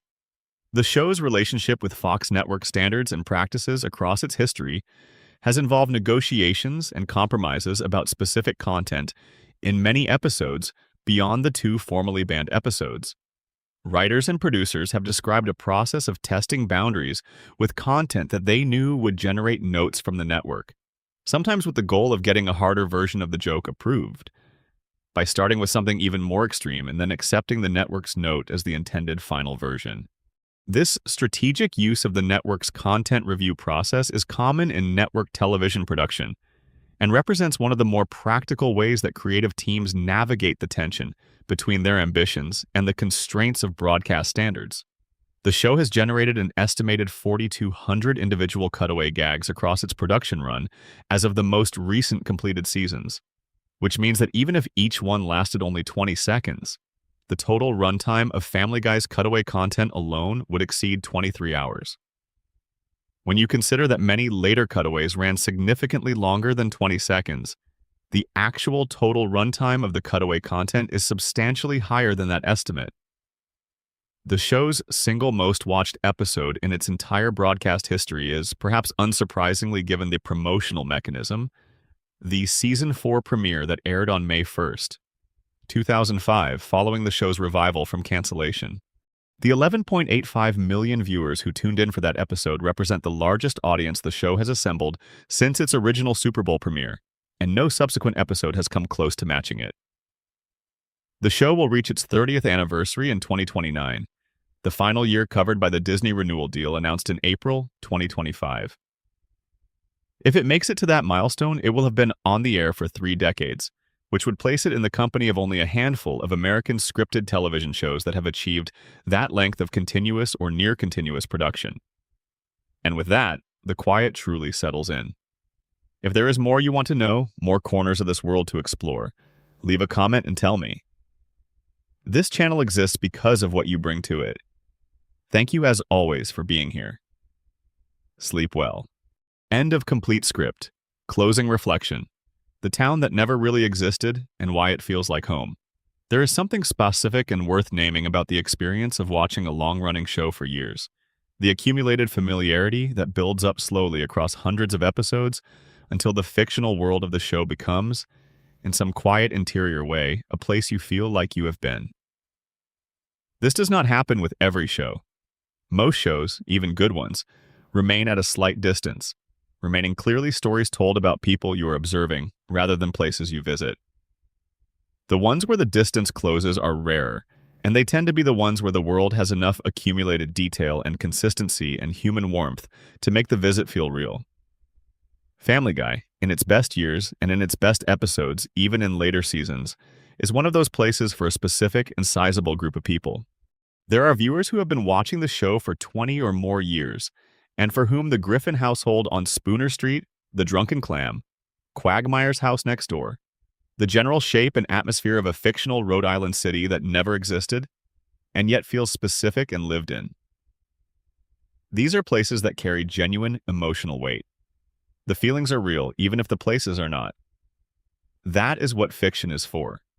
McFarlane built that world from a thesis film made in a college dorm, from a security guard's voice that made him and his friends smile, from the animated shows of his childhood that he watched not as a viewer, but as someone studying how the machinery worked, and filing the knowledge away for a later use he had not yet fully defined. He built it in a kitchen apartment in Los Angeles, largely alone, on a $50,000 budget that would not cover a single day of most contemporary film productions, and then he handed it to a network that did not fully understand what they had been given until after they had thrown it away and had to buy it back. The voices inside that world are still going. They have been going for more than 25 years, produced by the same people in the same booths with the same accumulated history between them. Whatever has changed about the show, and a great deal has changed, some of it for the better and some of it not, those voices are continuous from the beginning to now. MacFarlane still sits down and becomes Peter and Brian and Stewie and Quagmire, still finds whatever it is in himself that each of those characters requires, still generates from a single human instrument the full range of a fictional family's emotional and comedic life. Borstein still makes Lois warm in situations that would have destroyed the warmth of a less committed performance. Green still finds the gentle good humor of Chris. Kunis still gives Meg the dignity she deserves. That continuity across so many years is itself something worth honoring. The story of Family Guy is ultimately a story about not giving up. MacFarlane did not give up when Fox canceled the show the first time. The audience did not give up when the show disappeared from the schedule. They found it on Adult Swim, they bought the DVDs, they showed it to their friends, they made their attachment to it commercially legible in ways the network could not ignore. The show did not give up when the second cancellation came. And when the revival proved the numbers right and the audience came back, the show kept going through the complications and the criticisms and the creative problems and the scheduling changes and the industry shifts, all the way to a renewal deal signed in 2025 that will keep it going until 2029. 30 years. From a kid drawing in a kitchen to a franchise that will have lasted 3 decades by the time its current deal concludes. That is an extraordinary run by any measure, and it began because one person had a clear enough vision of what he wanted to make that even a student thesis film looked like something worth investing in. Keep that with you wherever you are tonight. The thing you are building, even at its earliest and most unfinished stage, contains inside it the possibility of everything it might eventually become. You cannot see that future from the kitchen, but it is there. Sleep well. Thank you for being here.